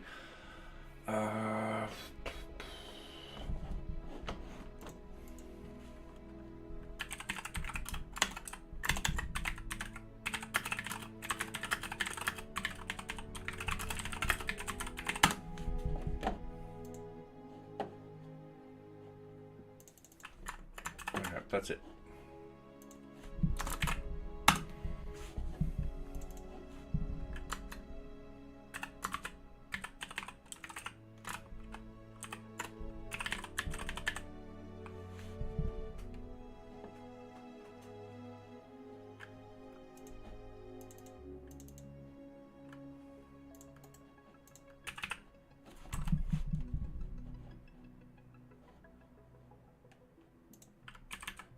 All right.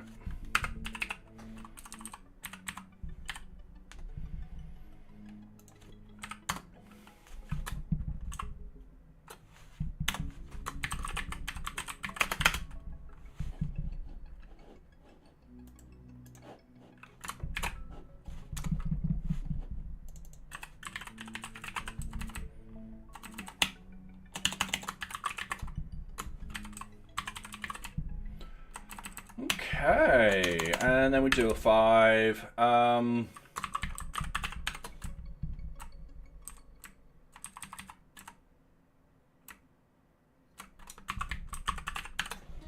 think that's good.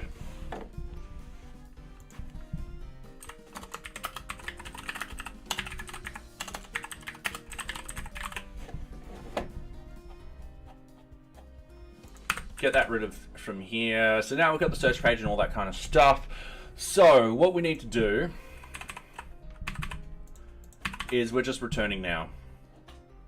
So destination page, it's going to be the page. So the start value will be, so if it comes through, we're going to have the -1.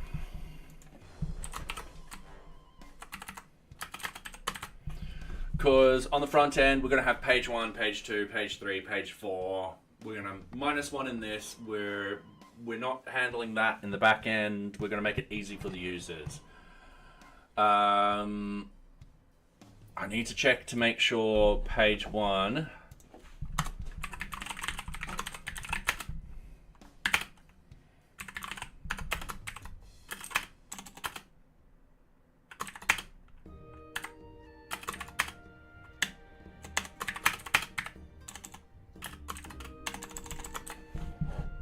hang on.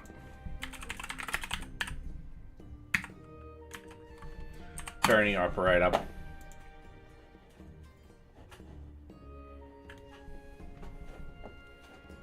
They got this weird. Alright. Oh god. Forgot about this.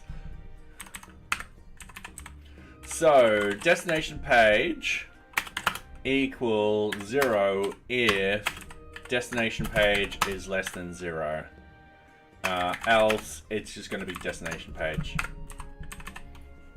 Alright, cool.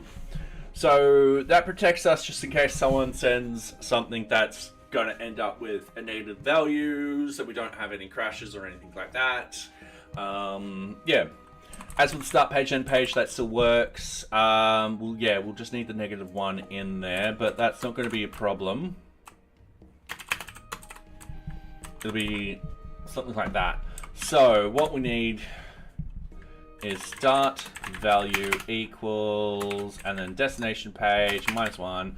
Oh, if it's less than or equal to 0, we'll make it 1. Actually, we can do that here.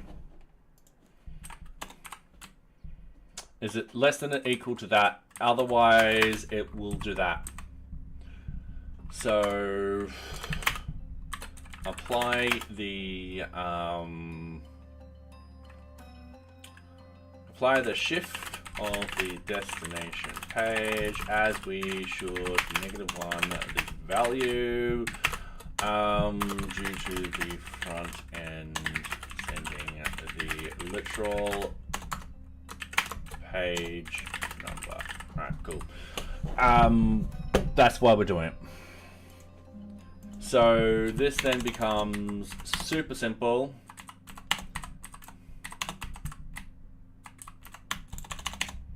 So it becomes like that. And we're not worried. Alright, cool. So now I need to go return. And then what I want to return is the results. And we've got the destination page times the search page size. And then we've got the destination page times the search page size plus 5. Oh, wait, plus the search page size. Yeah. Now, in reality,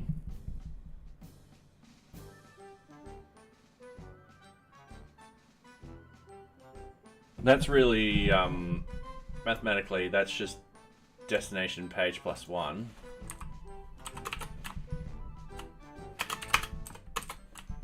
Times that. I mean, it's pretty simple. And then we get rid of these values. So, hopefully this will work.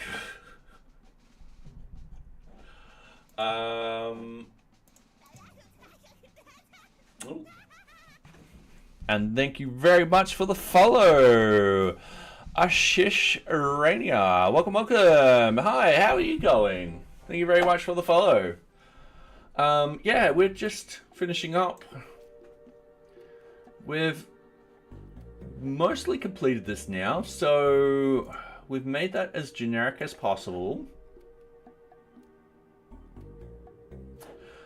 I think, for example, if we go 0 to 5, I mucked that up. Let's just pretend I didn't do that. It'll be 0th one, 1st one, 2nd, 3rd, 4th. And the 5th is exclusive. Excluding. You're good? Thank you. Yeah, welcome, welcome. We are working on NearBeach, which is an open source project management system. So we're actually refactoring the search ability at the moment to implement pagination and also to improve it, so that way it's in a central location, so the code's not spread out everywhere and we can call this central functionality. So yeah, we're just working through that at the moment. Yeah. And then hopefully in the near future, when we update all the database models and stuff like that to make them consistent, this will become a lot easier too. Now I realize that that's meant to be like that. All right, so unused import statement F. Yeah, we'll get rid of that one. Status lookup.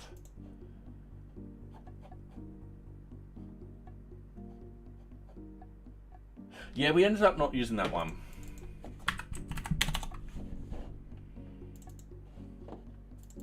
We're not, we're going to import those in a minute. They'll belong down here. So yeah. DSA, I'm terrible with acronyms. You're gonna have to spell that out, sorry. I've got something moved by the window then. Alright, so we've got the task, we'll put in projects. Essentially, we'll include everything that's up in here in the near future.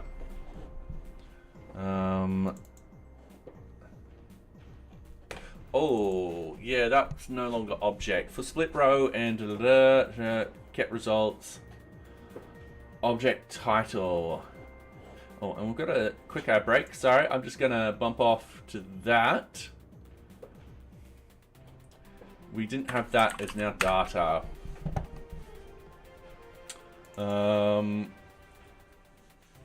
Block comment should start with a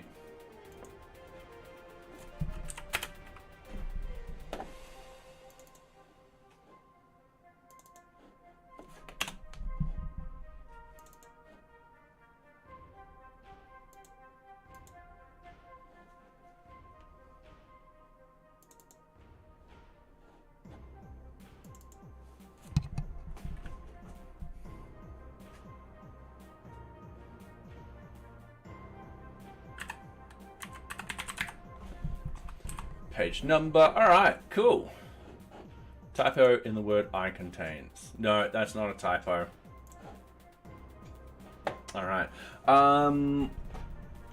Data structure and algorithms. Yeah. Prime has a DSA course. Yep, on frontend masters, which focus more on engineering side. If that's what you're looking for, I think you can get the first one for free. PrimeGen, yeah. PrimeGen is awesome. So, yeah. If I finish my ad break, I'll wait to... Alright, cool. Welcome back, everyone. Also, we recommend free code camp here too. So the PrimeGen's awesome. I don't know his courses though. And usually he'll usually start streaming in about an hour or something like that.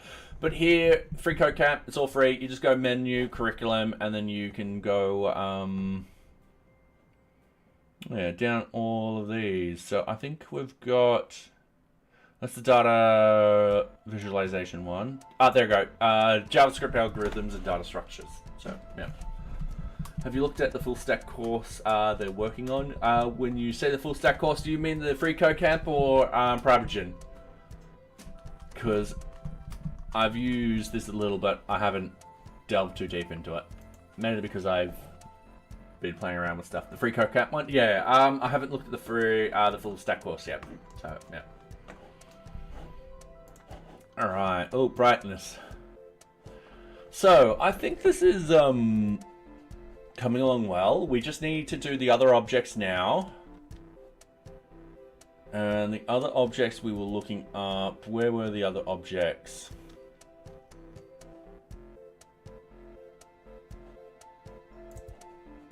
We had the forms.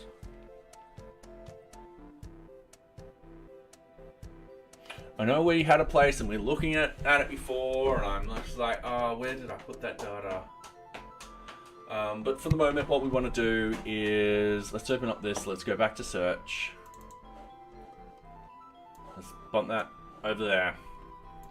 Let's only just focus on the ones we are focusing on. So request for change, element OPQRS, element OPQRS. So that will be a request for change, requirement,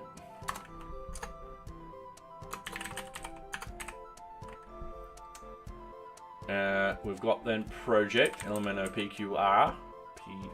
Yep. We've got task, and then we've got Kanban board. So we've just got to set up these 1, 2, 3, 4. Now, so we'll start with Kanban board. I'm just going to do that. Project.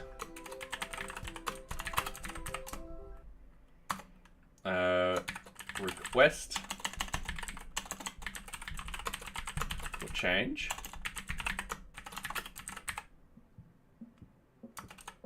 Requirement. And then we've got task and user group. All right, sweet. Just doing that very quickly. I should have done blank objects and stuff like that. Straight away, we're going to go with requirements. We're going to go fields. Oh, I need that search thing open because I know that some of these are going to be a bit different. So I'm going to scroll all the way up to the top where the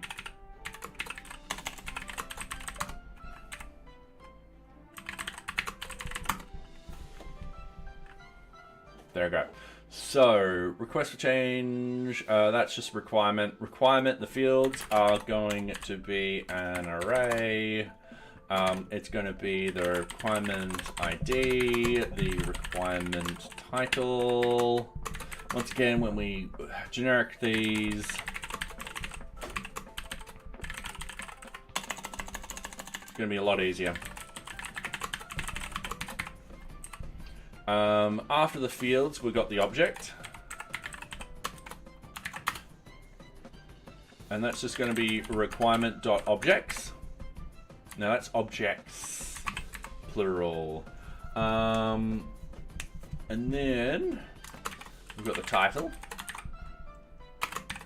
And that's going to be requirement title. And then that one's it for that particular one.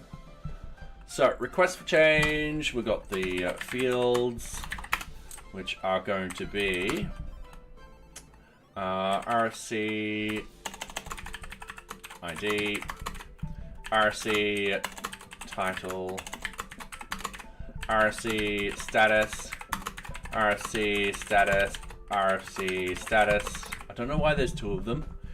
One day I'll figure it out.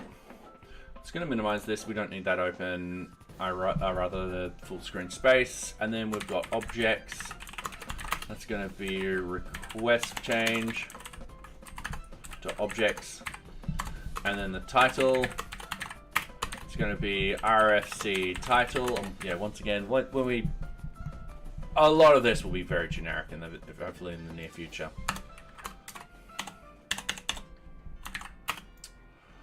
Alright, so we've got fields. And then what we've got is, for this particular one, we've got project ID, project name, and then we've got project status text, and then we've got objects. That's just going to be project.objects, and then title, and then that will be project name. Once again, yeah, we've got to change all this. We've got fields. We've got, for the Kanban board, we have the Kanban board ID. We've got the Kanban board name. We've got the Kanban board status. And then we've got the, that's it. And then down here, we have the objects, where we've got the Kanban board.objects, and then we've got the title, and then that will be the Kanban board name. Easy done.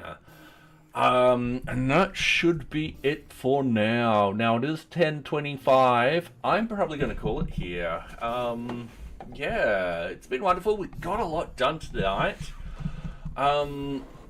So essentially, this whole search thing now is condensed. It looks a little bit more confusing, but don't worry. It's condensed. It's going to become even more condensed when we fix up the database and all that kind of stuff. Like all of this will suddenly change, and we'll be importing the objects because there is a we do have a global variable somewhere that has the object name and the object connection.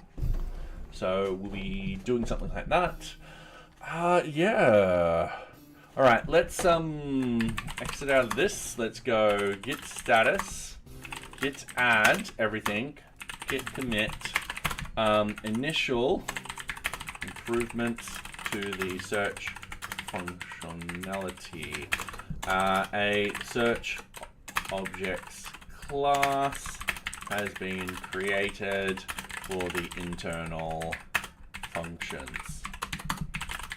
I'm just going to get, git push set upstream, origin feature, and then pagination. This will take us a couple of streams to do, which is good because I've got to read up on more of the OAuth sort of stuff. So yeah, it's just a lot of reading to do, and I don't think it would have been very interesting this stream for me just reading documentation. So yeah. Anyway, let's find someone to raid. I don't know who's streaming at the moment.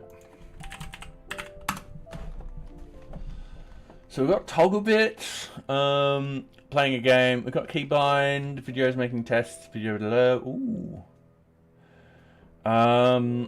Thirsty Game Maker Knockout. All right.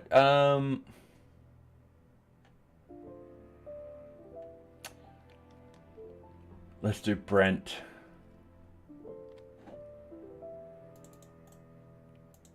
There's so much text. I think. All right.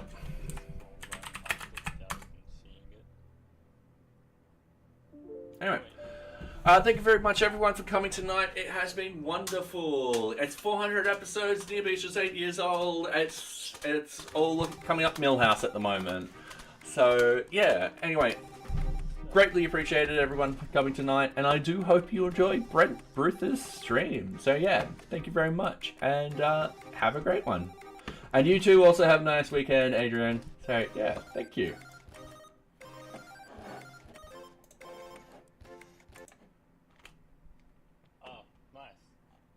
But I think I found it, so I'm just gonna try